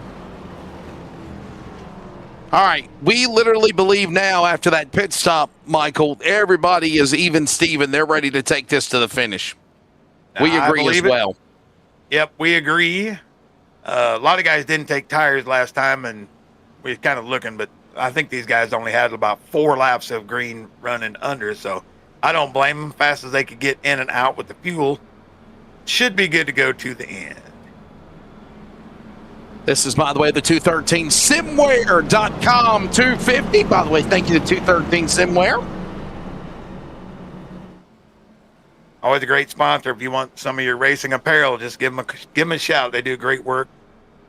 213simware.com. They'll make your own. They'll make your own shirts and bumper stickers and logos and jackets and wrap jobs. They'll make diecast cars. Man, I mean, they if you win a championship, you know they'll brag about you. They'll make it. Matter of fact, I think all of the NASRA champions in the leagues, Michael, don't they make the trophy and the check and all that for them, the banner for the champion, I believe. Yeah, between them and Murph's Magical Creations, yep. They get the banners and all that, and then Murph's has made, like, you know, engravings and stuff like that with the rings. Let's go back to racing. 30 laps to go, ladies and gentlemen. 31 to go, to be exact, as they'll send it off into turn number 1. This ain't over. Cherry, Axel Smith, door to door. I've been kind of waiting for Matt Cherry to have enough luck to get up front. We know he's fast every week. He does great with the tire conservation. Been looking for Cofield all night. I'm just saying he's got a little damage. He just hasn't been able to get himself cleared after being on the pole, getting a little bit of damage. But how about Raul Meza again? I'll shout him out again. He started all the way in the back, shotgun on the field. He's all the way up to 6th. Just running a nice, quiet race so far. Just looking to get to good points tonight, Wesley. Now screaming to the rooftops, man. What a good run for Raul Meza. His 560th career start tonight here at Pocono, all-time for NASRA. He leads the way. Second most will be the driver of Adam Newton, 552. Cody Knott, by the way, he has 513, but he's race director because this is his series. Robert Richards, 479. Stephen Thomas, 452. There you go. That's a lot of starts, man. Cherry boy, Matt Cherry, leader up ahead. Ink and blink and nod.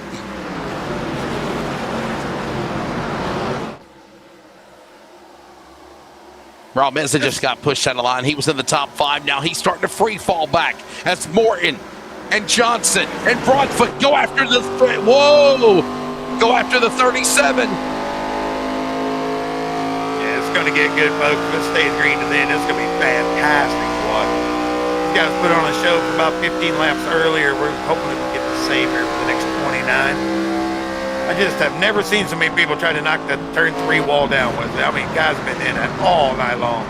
Yeah, I think you're exactly right. Even on Morton, by the way. Mark Morton, that Peter Max Earnhardt Sr., number 3 paint machine. He's been strong earlier. Now look at this 2-time winner, Axel Smith. He won Daytona, and then he turned around and he won at Kern County. 2 totally different racetracks. But right now, he shows his strengths on the number 2 spot. Matt Cherry right there inside. They work through turn 4. Coming to turn 3. Here in the tricky triangle. Under 30 to go. Under 30 to go. 29, 28 at the line. Matt Cherry, Axel Smith, Keith Haney, Steve Barnett. We've seen them up front all night. Who we haven't seen all night. Trace Miller doing a fantastic job holding down the 5th spot. He's followed by Mark Morton, Peyton Johnson, Raul Meza, Rodford's hanging in there at 9th. Cofield still 10th, then we got a yellow. Caution is out. Adam Lichty and Buzzy. Oh, boy, the Hurricane's in the wall.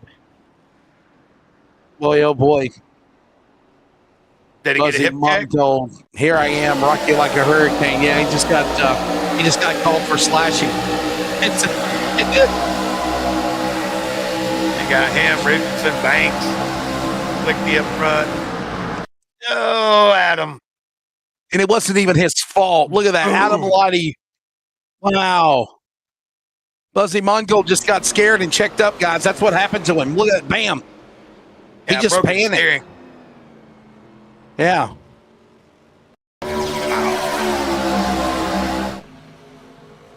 See him pushing hard in here. I'm not sure. Yeah, just wow, what a hit. What a hit for Lighty.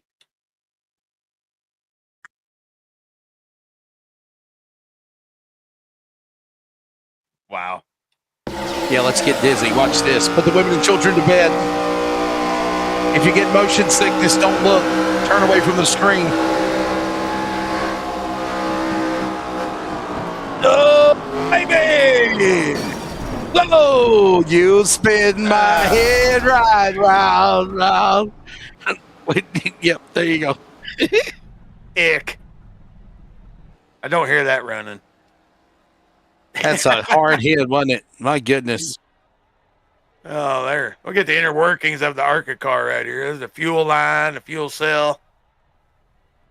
All tore to pieces, man. Look at that. That's pretty All detailed tore up. right there. All tore up from the floor up. Not good. Yeah, a person in the chat says insane wreck. Yes, it was. Little checkup, and that was the end of that. So my question is this, Michael, do you think we're going to see anybody else come down the pit road? Or what? Yes, Well, here they are. Yeah, they sure are. And Meza is. These guys probably got one set of tires left. They're going to take it now. So Michael McKinnon, I'm following you, but I can't be your friend on Facebook. I don't know why. What do you got a block on Why? friend request or something? I do not. Let me send you a message. And then you send me a friend request. There we go. Yeah, that's fine. I think, I just sent it to you. I said hello. So it's got like it says follow. No, that's because you don't want to unveil what you look like, okay? Don't even go there with me. I know I don't have a block. Yeah. Michael McKinnon uses Facebook. He just posted a day ago something about benefits. Yeah, I've been So listen, I got them all covered, right, Michael? I've got Facebook, I have got X, I have got Instagram, Snapchat, I have TikTok, I have Truth Social, I have MeWe. That's too much.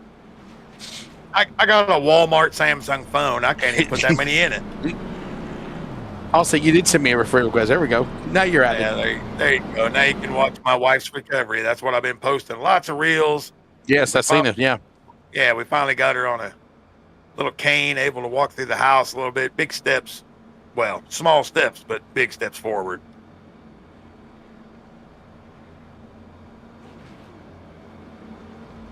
Oh, There right. you go.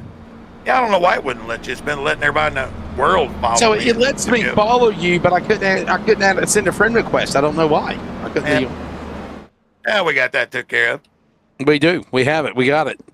All right. Hey, by the way, don't forget, next week we're going to Talladega. Next week, Talladega. That'll be fun, right? Talladega, Kansas, Rockingham. Hey, Michael, you know what I'm looking forward to next? Let everybody know. I don't know if you're going to run it or not, because I know you've been trying to run some of the Monday night series, NASRA, the NASRA, DSR electric truck series if you can. San Diego. We are going to the San Diego Naval Base. Yeah. We are, yes, it is a real Navy base. People don't realize that. It is a real Navy base. Do you remember when he shot the scene on Top Gun with his bike? Oh, yeah. On his motorcycle. That was shot at Naval Base Coronado. Yep. I've been there Take about me to 5 bed or lose times. me forever. You're exactly right. That quote. You're exactly right. Yes. My son was stationed there for 4 years, so I'm quite familiar with Coronado. Yes, sir. Yes, sir.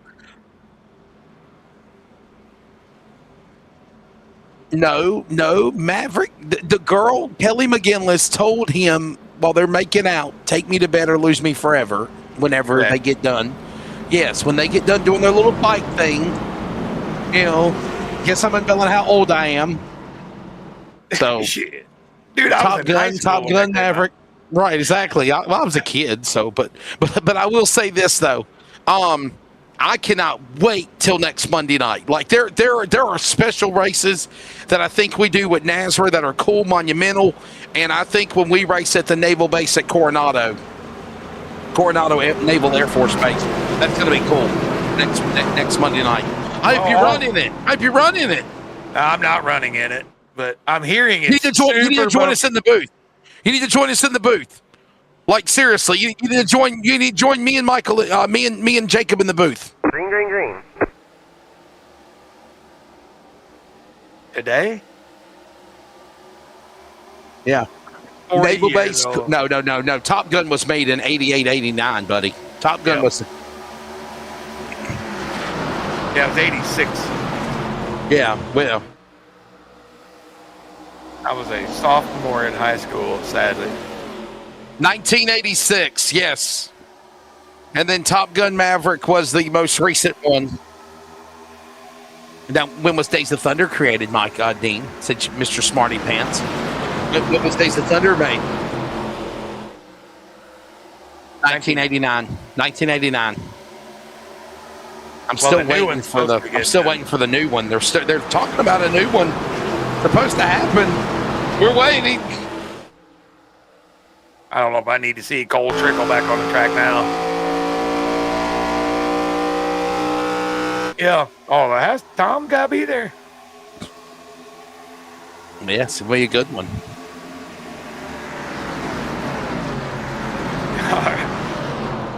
All right, so we got Cherry, Axel Smith, Steve Barnett, Mark Morton, Keith Haney bringing up top 5, another one in the wall all night long. They are taking the paint off the wall. Yeah, they sure will. Yeah, but to answer your question, though, man, Naval Base Coronado is really a naval base, and that is where they're like, man, I'm telling you, I don't know if you people are planning on going to the race if you live in that area or not, because I know we got some guys out of California and things. You better get there early. I saw a video where they were talking about you better have your tickets ready. You better have it ready. Like, they're not wasting no time. When you show up at the gate, you better have your tickets ready to scan. You better arrive early for parking. If not, you're going to be walking like 2 or 3 miles because they're going to shut the main entrance of parking off. Like, I mean, yeah. There's going to be security check. Obviously, there's going to be a security check. It's a naval base. Come on. There's going to be high security there. I can't wait to see the traffic jam on the bridge. I cannot wait to see that. Welcome, Circuit of Naval Base Coronado. NASCAR races there this weekend, and we will race there for NASRA on Monday night. NASRA DSR Truck Series. Yeah. I just hear it's very bumpy and very skinny, so it should be interesting. Could be a fun one. Closing in on 55 miles remaining when we're closing in on 20 to go. I would join you in the booth, Leslie, but I'm taking another assignment for Monday night. Oh, really? Yeah, I got a chance to help a guy out. I can't work right now, so every little bit helps. So I'm going to do something. Yeah, man. I totally get it. I totally get it. Yeah.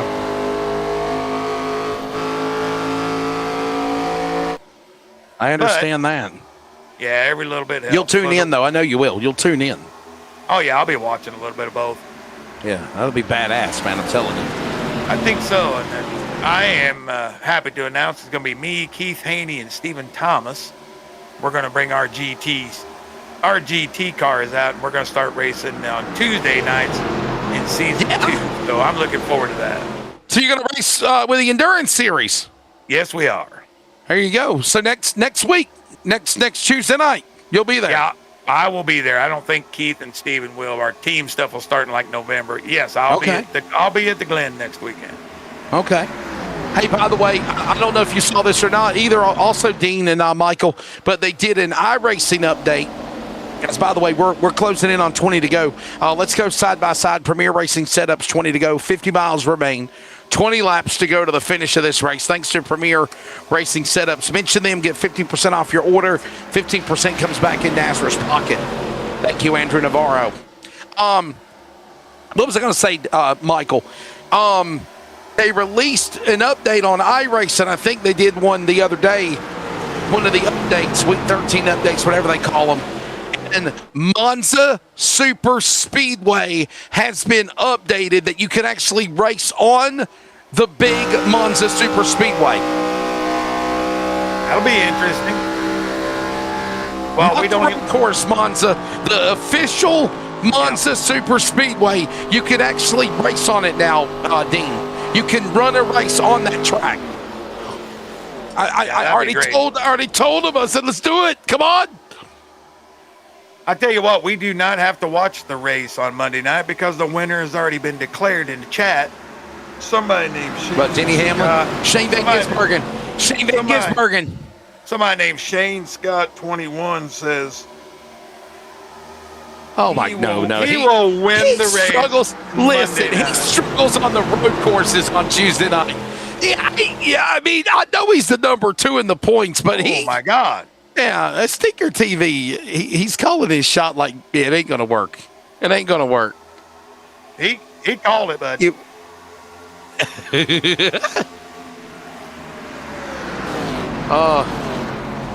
See, Michael, they got to put him in his place, man. You got to put him in his place.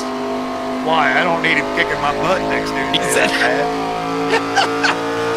Listen, the only one that you got to worry about kicking your butt is MDW, Matthew David Wood. Okay, the weatherman. The weatherman is what I call him.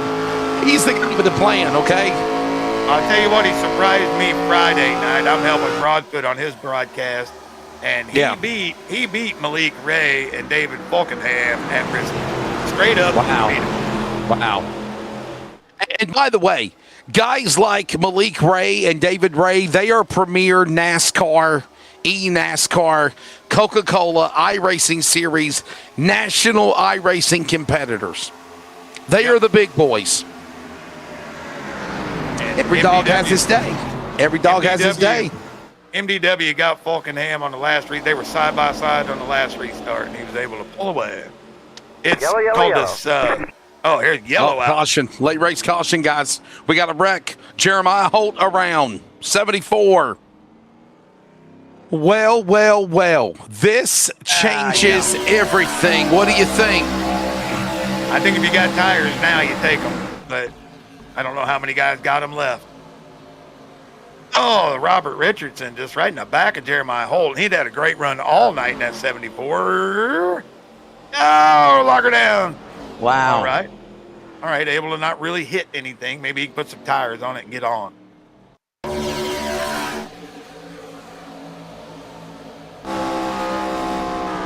Watch the replay here. Watch this. Oh, there's a punt. And around goes the 74. Maybe the 5 may have helped him, of Robert Richardson. And then he shot back up the track, locked it up, came back down. Good, everybody missed him. The question, Michael, is anybody coming down pit road? I say no. I think if you got tires, you take them now. I mean, if you saved them, why the hell are you going to save them for anymore? You better take them now. 15 to go, probably have about 13 when the restart. So if anybody's got a set, we're going to find out right now. We'll find out. If you got them, use them, as they say, right? Because you ain't going to be able to take them with you. Absolutely. You just pay your $2,400. You don't need to take them. Might as well spend it.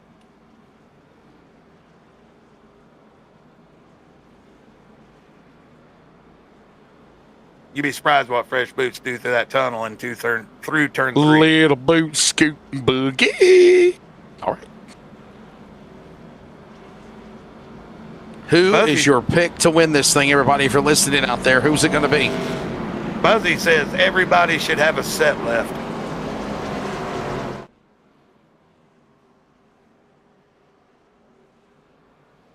Here we go. Don't speed. Have it all together. Let's go, Mark.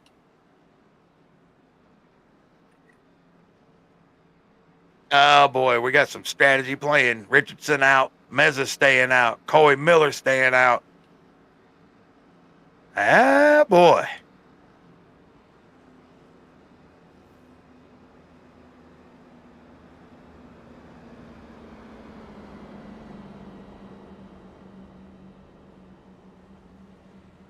A lot of cars pitted. We're going to pit too. Strap in. Under 15 to go. 35 miles left to decide the winner here at the Tricky Triangle. Back in a moment. Starbase 1552 Comics. Suit up and head over to Whatnot Live to fight your way to save your collection. Our command center has comic books, action figures, posters, autographs, Funko Pops, and many other collectibles. If you can't make it live, fly on over to our eBay and Amazon stores. Follow us on Instagram and Facebook because being informed is part of the battle. Starbase 1552 Comics is a proud supporter of the iRacing's North American Sim Racing Association League. Starbase 1552 Comics. Reclaim your childhood. Premier Racing Setups is the longest running setup shop on iRacing. Our monthly subscription options start as low as $20 a month. We offer setups for dirt oval, asphalt oval, and road racing, covering a wide range of cars and skill levels. Built and tested by top-tier sim racers, this isn't just a business, it's a community of competitive drivers. If you want to better your iRacing experience, head over to PremierRacingSetups.com today. And remember, if you don't get one, you're going to chase one.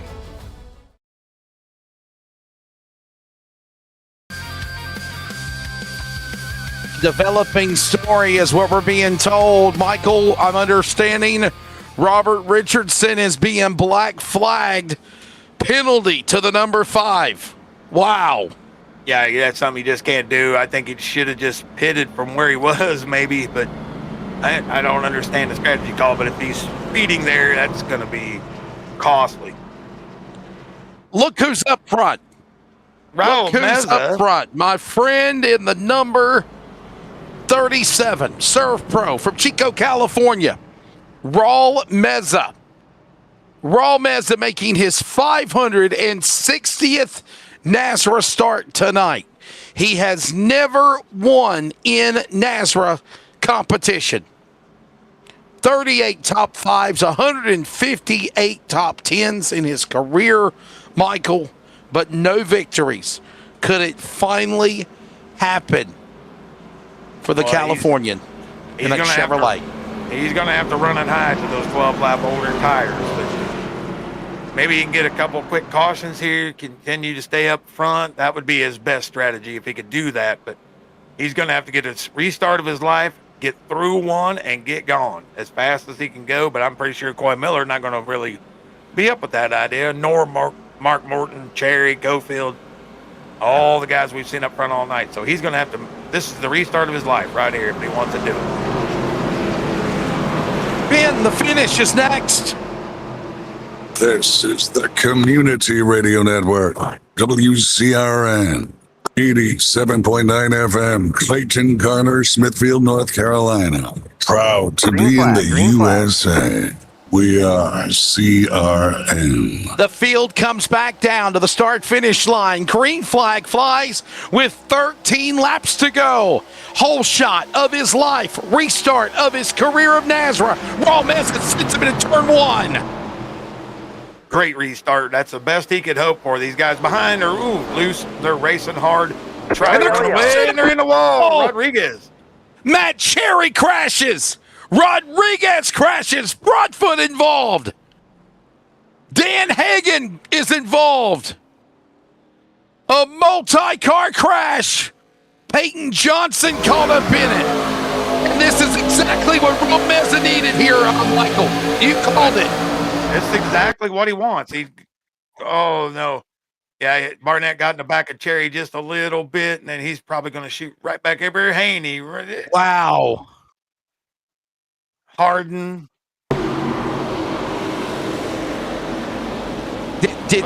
Yeah, it looked like Hillbilly Steve Barnett got in.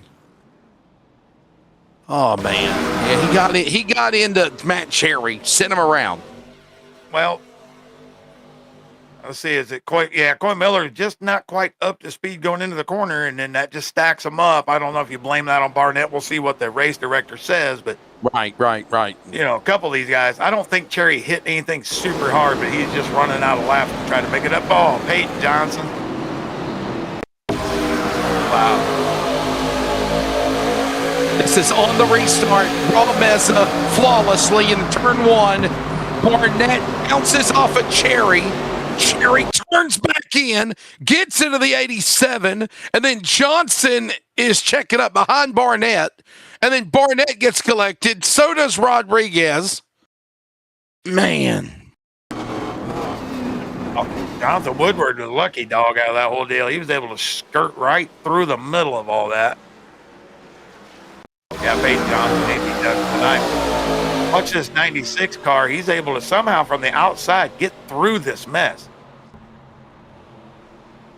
See the light blue machine there on the top. Oh, boy. Yep, there it is. Just negotiate. How lucky. Wow. How lucky was that?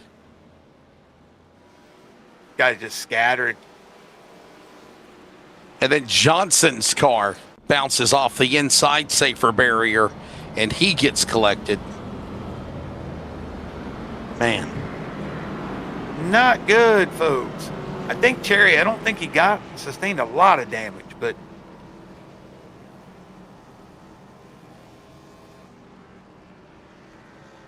yeah, a lot of guys, big time damage. Barnett, you see there, the front end tore off of that car. Barnett, great run all day. He's tore up. Peyton Johnson's tore up. Dean, I'm wondering if you can go back to the production truck, and I'm wondering if you can show a replay of the 42. And yeah, from the front window of the 42, maybe we can see from a better angle what happened here with Cherry. Watch this again. Just a little bit of a I don't think it was intentional. I don't think it was intentional, Michael. I think it was just a bad bump draft gone wrong. They send it in the corner. We always talk about when you bump somebody, when you tap them in the rear. Yep. I've always heard people say, NASCAR, short track, or iRacing, it don't matter. Always hit them dead center. If you hit them dead center, you got a shot of moving them up the racetrack, whatever. When you bump them in the right rear or the left rear, it really causes their car to get sideways. They're already coming off the corner on corner exit, Michael. And I think just that little tap to the right rear from Barnett, from the Hillbilly, is what caused Cherry's car to go around. Yeah, a little bit. I think, I'm going to be honest. I think what you saw there is 12-lap older tires right in front of the 45. I don't think he quite felt good with the pace in the center of the corner, just a little bit of an accordion, and around they all went. What do you think the heart rate monitor says at Raul Mez's house right now? I do not want to bring in. No. It's like he's throwing a no-hitter now. Let's just leave that alone. Right. Yeah, he started last on the field. He's up 32 spots out of 33 cars. So he's played this real well tonight, and we saw he had a great restart last time through.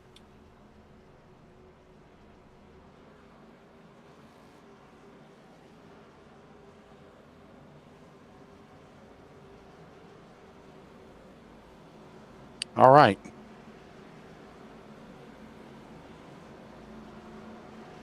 Yeah, might be a little contact. Anthony Harden being black flagged for something. He's going to be moved down.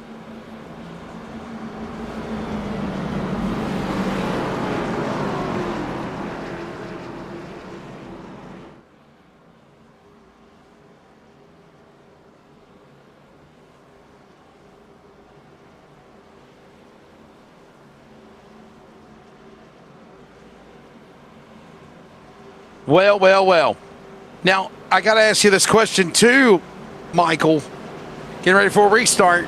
It'll be 10 to go, 9 to go. 9 to go at the line. Yes, sir. 9 to go.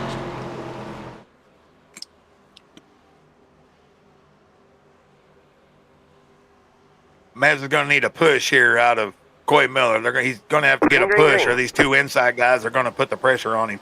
Yeah, I think we're going to keep an eye on Johnson's car. Actually, I'm sorry, that's Mark Morton in that Peter Max Earnhardt Sr. Winston throwback from 2020 or 2000. He'll make a move. He'll pull behind Meza. Meza gone again. Another great restart for the 37. Morton will follow. Cofield, Miller, side by side. Now they get single file out of 2. A great restart again. I would have liked to have seen him maybe just a half a lane higher, maybe a little bigger run, but he's able to hold it. Just 8 of their best laps he ever ran, Raul. 8. Oh, he got too high right there. That might cost him a little bit as they're going to enter 3. Let's wait and see. 12 lap older tires. You ever heard of the expression of bringing a knife to a gunfight? No, that's the outcome right there. And so able to fight back. You just want to fight back, and that's exactly what he's doing. 7 to go. 8 to go. If we sound like we're cheering for him, folks, we are. It's a long road for Raul. What a race he's ran. Got the pole sitter behind him. Oh, yeah. Oh, big checkup by Morton. Woo!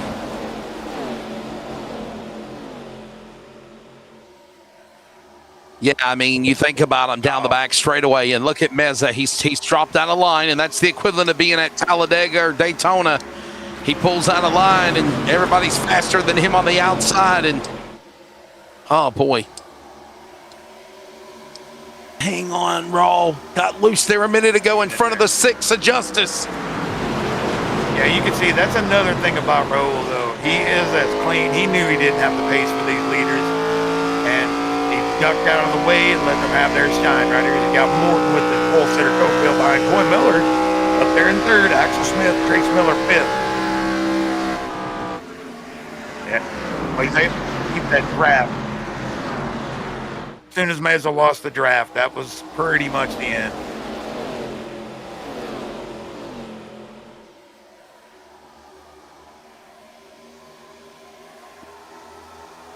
Morton in the lead. Oh, boy. Alabama's Mark Morton. Or actually, correction, that's Georgia's Mark Morton from Cartersville.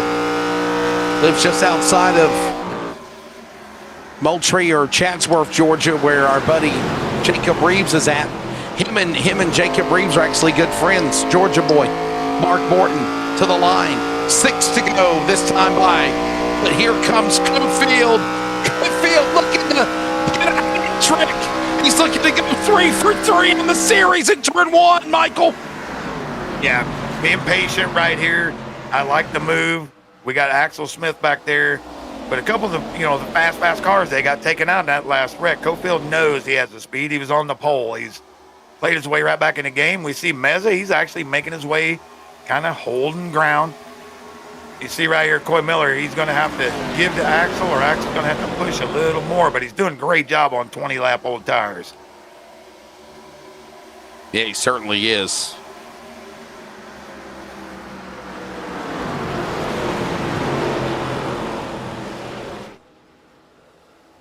That's a good question, Dean. I don't think they're related. I don't think Trace Miller and Colin Miller are related. No. 5 to go.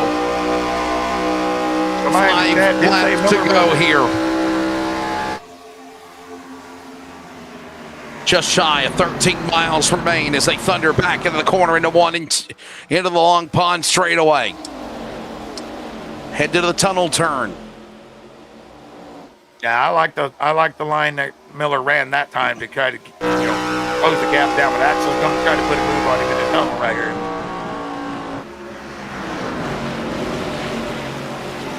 Yeah, quite Tumbling through the tunnel turn now, heading into that last short chute into turn number 3. Laps winding down. You see Axel Smith. He's full throttle on the RPMs and in gear. 2-time winner as well this year. Cofield, a 2-time winner. He'll set his sights on Morton. 4, make it 4 to go. That's 10 miles, Michael, remaining at Pocono. They're in turn 1. Now on a big dive bomb by Axel Smith, we get confirmation out in the chat that Coy and Trace Miller are brothers, and they're part of that Stinker TV group. They're family. They're a part of the family. Thank you, Shane Scott, for giving us that clarification. They are related. They are family. Look at this. Morton under attack. Cofield on the inside. Great job by Morton there. Keeping the momentum on the high side through there. That's hard to do and not get tight. You're exactly right. Axel way about it. Says give him plenty of room. Clear a path. Here he comes. There goes now Cofield. Will he go again? Not yet.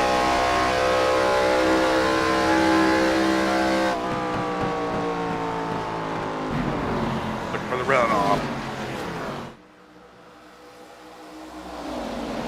I like the line that Coy Miller is running. Right, well, trace into the wall just a little bit, but Coy's able to keep that little higher line, get a little more with those older boots, and still keep up enough momentum as Cofield's going to try it again.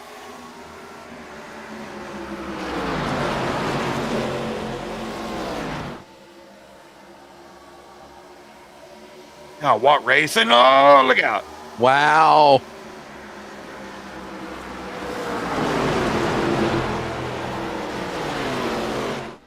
This should give everybody a good run off here. That was a good exit. Stay right there, Coy. Stay right there with the push. 3 to go. It's done. 2 to go now. 5 miles remain. Remember, overtime if need be, but if they come to the Darren's Detail and Shine 1 to go next time around, race is official. Back straight away. It is the Peter Max Dale Earnhardt Sr. 2000 Winston All-Star Race throwback car of Mark Morton from Cartersville, Georgia. He leads the way. Alabama's Jonathan Cofield back in second. The Miller brothers right there in third and fourth.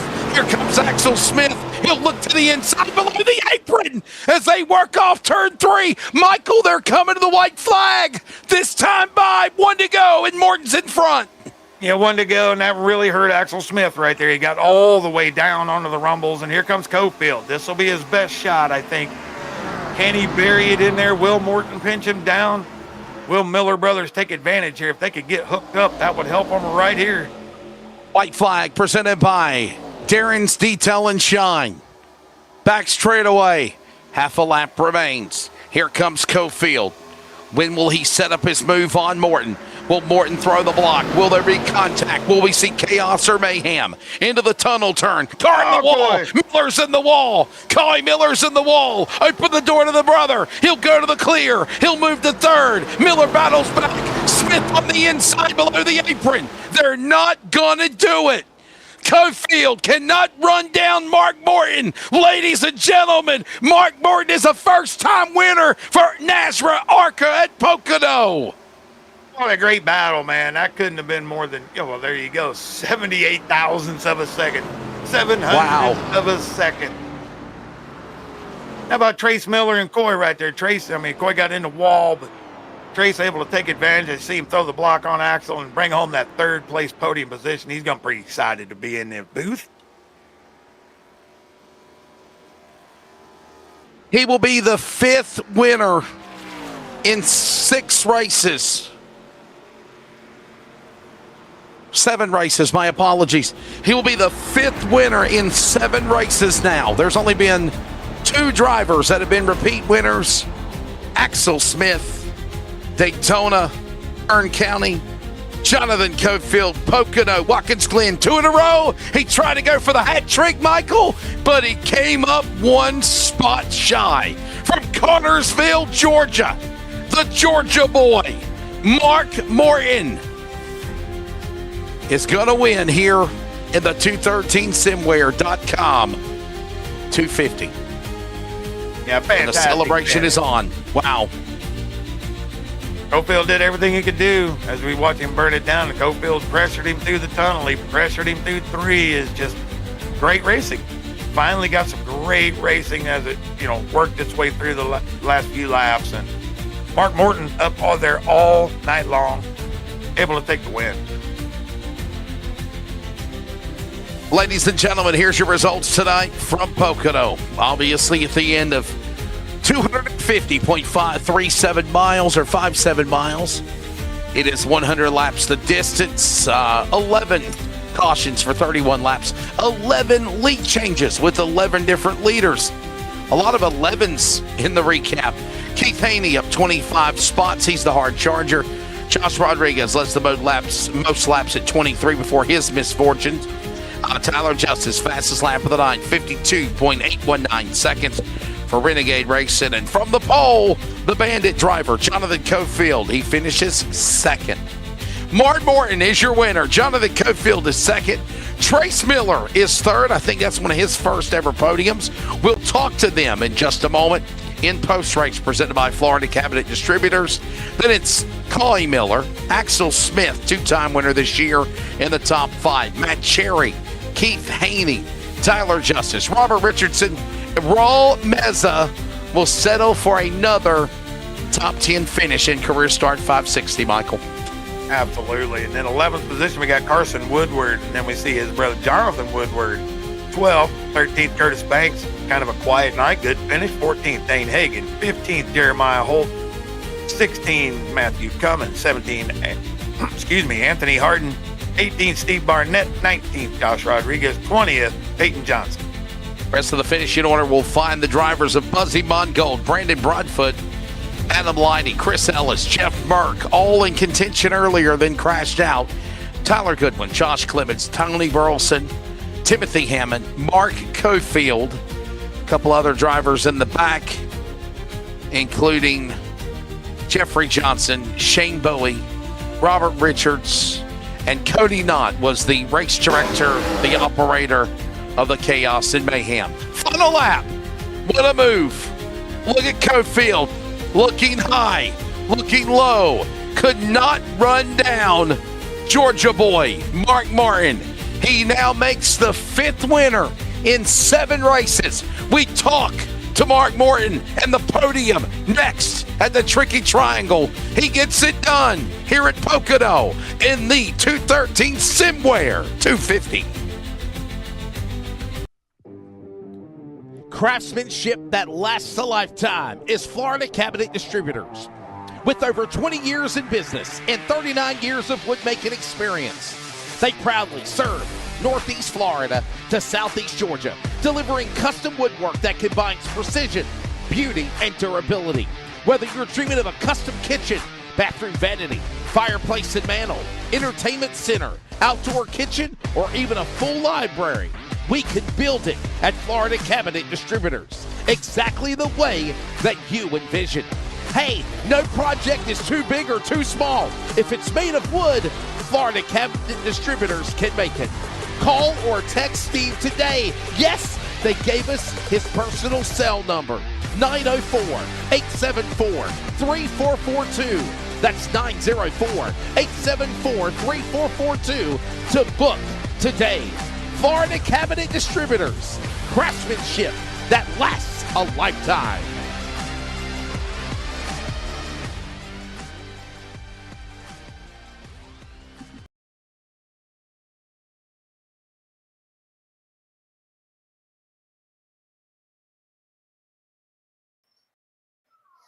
Well, welcome back as Victory Lane, by the way, presented by Florida Cabinet Distributors. Michael McKinnon, Wesley Outland, Bigglestein Hopton, phenomenal production as always. We are ready to go to Victory Lane. Another first-time winner in the NASRA ARCA Pultz Popper Series. It is Cartersville, Georgia driver Mark Morton. Mark, you had your share of good luck, bad luck, slammed off the wall, got back in it, rallied, held off the two-time and back-to-back winner, Cofield. We'll talk to him in a moment. Your take of surviving Pocono. Congratulations, by the way. Much appreciated, brother. It was a very hard-fought race. I know Cofield and literally everybody in this field is top to bottom, top of the class. And even though it's just ARCA cars, they're still quick, they're still fast. I mean, Cofield, especially. But I wish it was about 10 laps shorter. I mean, even though I led the last 10 laps, my back is sweating as all can be. Sweating it out, Mark. That's a great run. This is Mike, by the way. Tell us about that. I mean, a couple of times I thought Jonathan had you in that tunnel turn, but you was able to hold that high side, man, keep the momentum up. Just a phenomenal job through that tunnel. We all know how slick it can be up there, but phenomenal job right there because I thought Jonathan had you a couple times. Oh no, most definitely. I thought it was too, but he was. I was listening to because he was in my door, beside my door, as you guys could see. When you guys are watching, like he was able to. Sounds like your kids are very lively behind you as well, man. It sounds like they're making noise. Nah, they're good, bud. They are. But no, he was. I mean, he was off the gas level. He didn't run up into me because I know he wanted to pass me clean. And briefly, I talked to him. He said he was going to try and set me up, but. He just wasn't able to do it because if he stays beside me, I mean, you see it. It's a train that just passes you by, and you're sitting in second, in the catbird seat, trying to make the last move, but then next thing you know, you're now in fourth because you weren't able to get behind the leader in the draft. Mark, I want to make sure I got this stuff correct. I'm a stat guy. 83rd start tonight for NASRA, 19th. Top 5, 39th top 10, but first career win. So congratulations are in order, man. You break through when you win for the first time in NASRA. It means a lot because, like I said, this competition in NASRA, whether it's trucks, Monday, Fridays, Cup, Xfinity, it's the cream of the crop, and everybody it's a tough beat. Whether I have bad luck and get wrecked out, or other people are just better than me. But tonight. This was the third time I raced at Pocono. I raced here Thursday, I raced here Saturday, and both two races slept away from me, and I wasn't going to let this one get away from me. So thankfully, it was the iRacing gods were my favorite tonight, and I was able to come home with the win. Buddy, before we let you go, thank your sponsors. Enjoy this one, man, for sure. First and foremost, before I thank my sponsors, I want to thank you guys for taking time out of your Wednesday evening to broadcast the race week in and week out, whether I was racing in NASRA or not. You guys always put on the show, and it's always enjoyable to watch you guys. Really, the only sponsor I have is Decals Paint and Body Shop, and my wife, of course, for supporting me and cheering me on. She was in the shower and she came out running butt naked, trying to give me a kiss, but luckily I turned the camera away. Because like I said, winning a race in NASRA, it takes a lot of skill and talent just to beat. You better tell her to cover up. Oh, she's dressed now. Put the women and children to bed. Well, I'm 2 hours behind you guys now, so for now. So you don't live in Georgia anymore? No, I live in Colorado Springs. I'm in the Army right now, but I'm actually getting ready to get out. And I was going to tell you that I am moving back to Georgia, but it won't be Cartersville. It'll be Calhoun. Dean, don't change anything. Don't change anything. There you go. Normally I got to tell Dean to fix stuff, but don't change anything. So, hey, look, this is your moment. It's your first ever win. I ain't going nowhere. I ain't driving. What's the idea behind the Peter Max car? Is there inspiration behind that car? Do you like that car? What's the reason in running it? Truth be told, in another league that I run in, it was ARCA, and it was one of I chose the three, and I mean, I grew up an Earnhardt fan. Earnhardt fans were the best, in my opinion. I mean, you were either Earnhardt fan or you were a Jeff Gordon Rainbow Warrior fan. So it is just one of my favorite schemes of Earnhardt, and my buddy did a hell of a job. And she looks nice, and she looks even better now in Victory Lane. There you go. Ladies and gentlemen, his first ever career win finally breaks through in victory lane with NASRA. I wish I would have looked at it like that because I'd have been a lot more excited for his win, but it is a victory for the driver. He now makes the 5th different winner in 7 races. That is the driver from Cartersville, Georgia, Mark Morton. Mark, thanks for your time, buddy, and enjoy this one. Let's go down and grab Jonathan Cofield. Jonathan, you will finish second. You were trying to go for a hat trick, 3 wins in a row, but I mean, you're taking this race, this battle, surviving the wrecks. I guess it was pretty wild one, wasn't it? Yeah, just a lot of different braking points and people breaking in the corners differently. Done a good job. Just kept kind of avoiding stuff all night, but yeah, awesome. I mean, just to race the whole race, those last 10 laps was the highlight. That was so fun. I didn't know that was Mark's first win. Congratulations to him. Thank you for your service. That was a fun battle, man. I mean, I could have crashed him. I could have dirtied him up, but I try not to race that way. I told him I could have dove under him in every corner and tried to get him, but if you get out of line, they just freight train by you, man. And these cars are so draft heavy. I run the next gen at Pocono a few weeks ago, and it was nowhere near this bad. They would actually spread out, but I'll take second place. Not really a fan of Pocono or draft heavy racetracks, but I'll take it. Hey, Jonathan, this is Mike. I got to ask, you had the pole, and we saw you fall back a little bit, kind of stay around that 10th spot. Did you get a little damage at some point, have to get some stuff corrected before you could move yourself back up, or was it just a ploy to just stay up close to the front, keep your track position and all that? Yeah, I never got any damage through the race.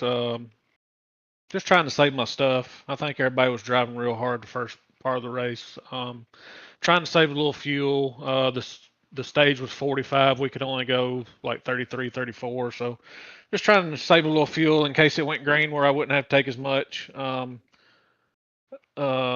think we had a few cautions. I actually done a little clutching toward the end there. That might have been where I fell back the most.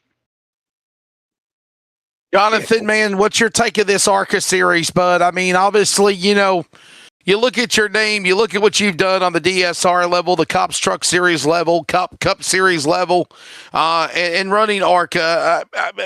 What's your take of what Cody's created with this thing for the last, 7-8 weeks? It's a fun series, a lot of new faces. Just I think season 2 would be a whole lot better if it comes back. Like I said, just new guys learning each other, having some feuds out there. Everybody drives different, but all in all, it's been fun. I haven't drove the ARCA car a lot, but it's growing on me. I like the old ARCA car a whole lot better, which is the Gen 4 now. But this one's not bad. It's a little tight, but it's usually hooked up everywhere we go. Well, buddy, before we let you go, please thank your sponsor, sir. Yeah, just everybody at NASRA, of course, Cody Knott for what he does for the league, and Pultz Poppers for coming on and sponsoring our ARCA series. Dean and Mike and Wesley, really appreciate y'all. Can't wait to go back and watch it. Once again, thank you for your service, Mark. Congratulations on that first win. You'll never forget it. Pretty awesome. Congratulations to Trace Miller on his 3rd place finish. Shuckle Springs for giving me a paycheck every week. Lions 3D Design, Sim Shop, my Bandits Motorsports guys, and Hillbilly Custom Baits. Jonathan Cofield, career NASRA start number 268 tonight. He has 35 career wins, including 2 back-to-back with wins at Glen and last week, obviously, let me go back here. Watkins Glen was last week. Phoenix was 2 weeks ago.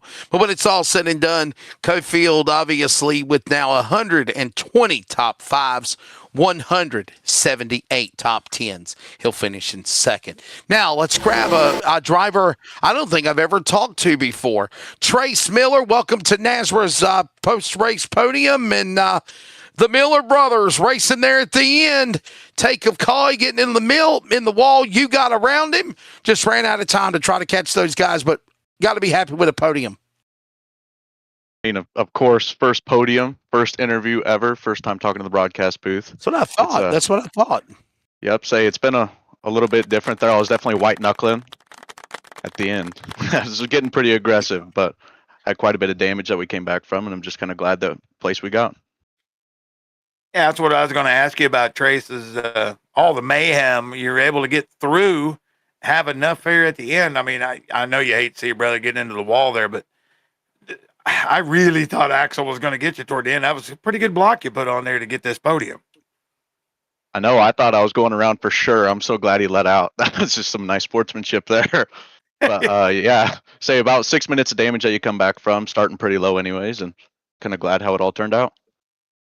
Trace, congratulations are in order. As you said, first time on the podium in your 14th career start with NASRA. You now have your first ever top 5, 6 top 10s.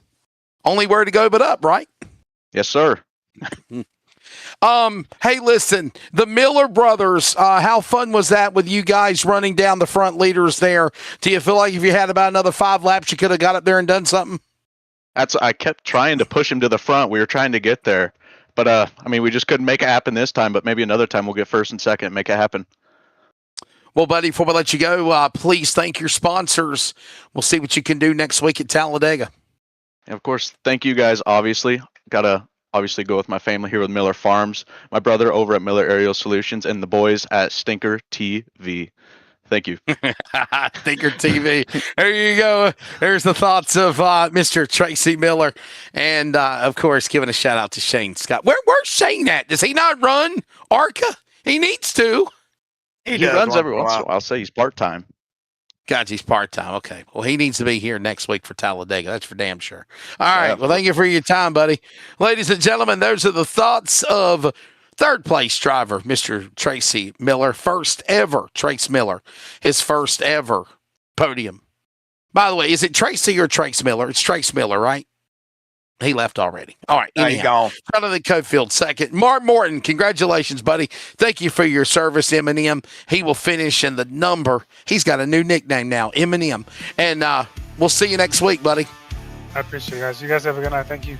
Eminem, Mark Morton. What do you think of that, Mike? What do you think of that, MK? It's better than calling me Eminem all the time. I'll take it. Eminem and Eminem, Michael Morton and Michael McKinnon. There you go. Well, buddy, your final take of tonight. What a good race, and had its share of cautions, had its share of yellow flags and crashes, but once they finally got to the whip, man, I think it was a really good finish coming down to the wire. When it's all said and done, what a victory for Mark Morton. Absolutely. I mean, yeah, it was a little chaos filled, but when we did get some green flag racing, it was incredible. Just guys, like they said, if you got out of line, you got freight trained. It was an incredible race. I enjoyed it. A little long tonight because of the cautions, but all in all, I really enjoyed the product. I think it was really good as well, man. I think everybody got treated to a fun time, a fun race indeed. And when it's all said and done, of course, it is the man, Mark Morton, being able to find victory lane. And by the way, ladies and gentlemen, that's going to do it for this week. We're for the week of broadcasting, for that matter, for NASRA as well. Don't forget, NASRA returns with the Cops Truck Series next Thursday. But let me let you know before we go off the air the upcoming broadcast schedule. Okay, so NASRA DSR trucks, they will be in action. Obviously, make sure I'm looking at my right schedule here. I've got a lot of stuff to keep up with, but looking at the schedule, the Monday Night Truck Series, we're back in action, and that will be, of course, at Naval Base Coronado next Monday night. Next Tuesday night is our endurance series, ladies and gentlemen. It is always fun. Michael McKinnon is going to get ready to drive in the series as well. It will be round number 12 at Watkins Glen, and the boot has been added. Next Wednesday night, the NASRA Pultz Popper ARCA series will be in action. And that, of course, will be at Talladega. You see that on the main schedule right now. Oh, and by the way, the NASRA Clash. Listen to this, Michael. Indy Cars. Next Thursday night. Indy Cars at Auto Club. It'll be the kickoff of the NASRA Concerns of Police Survivors Season 12 schedule. All of that's coming up, man. It's going to be pretty cool, ain't it? That sounds pretty good. You get them guys some new teeth after the bumps in the Indy cars out there in California. High speeds and high bumps. That should be some high drama. Dean, I got to bring you in here, buddy. Auto Club's out of business, but it's a fun precision progressive banking track. Indy Car at Auto Club. That'll be fun, won't it? Yeah, IndyCar at Auto Club. Yeah, I don't know if I've ever seen that before, so I'll be looking forward to that. Absolutely. No doubt. It'll be a first. We'll see that next Thursday. So, ladies and gentlemen, that is your schedule of what's to come. That's why they pay me the big bucks, to keep up with everything for the world of NASRA. And, of course, we will be live on the NASRA 360 Racing Network as well as on CRN. Michael, your final take of the night, sir. Always a pleasure. Good catching up with you again. Yeah, it was fun, I can't wait to do the Thursday series with you as well. So, yeah, great. Just congratulations to Mark Morton. And like everybody has said all night, thank you for your service, Mark. Take care out there in Colorado Springs and get yourself back home safe in Georgia. We'll see you next week. I normally try to beat all the music. I try to beat the music, or I try to end with the music off, but I guess the music's already over. So I guess we got a little long-winded for that one. Well, I wanted to be in depth of what's to come because this is the end of the week. Anyhow, ladies and gentlemen, congratulations to our military man. M&M Mark Morton wins here at Pocono. Thank you to Pultz Poppers. Thank you to all of the sponsors, 213 Simware. And, of course, everybody at NASRA. For Brady LaBeouf, Cody Knott with the series. For Biggles, Dean Hopton, Michael McKinnon, I'm Wesley Outland. Mark Morton, first time ever winner of NASRA. He does it at Pocono. We'll see you next week at Naval Base Coronado. Good night.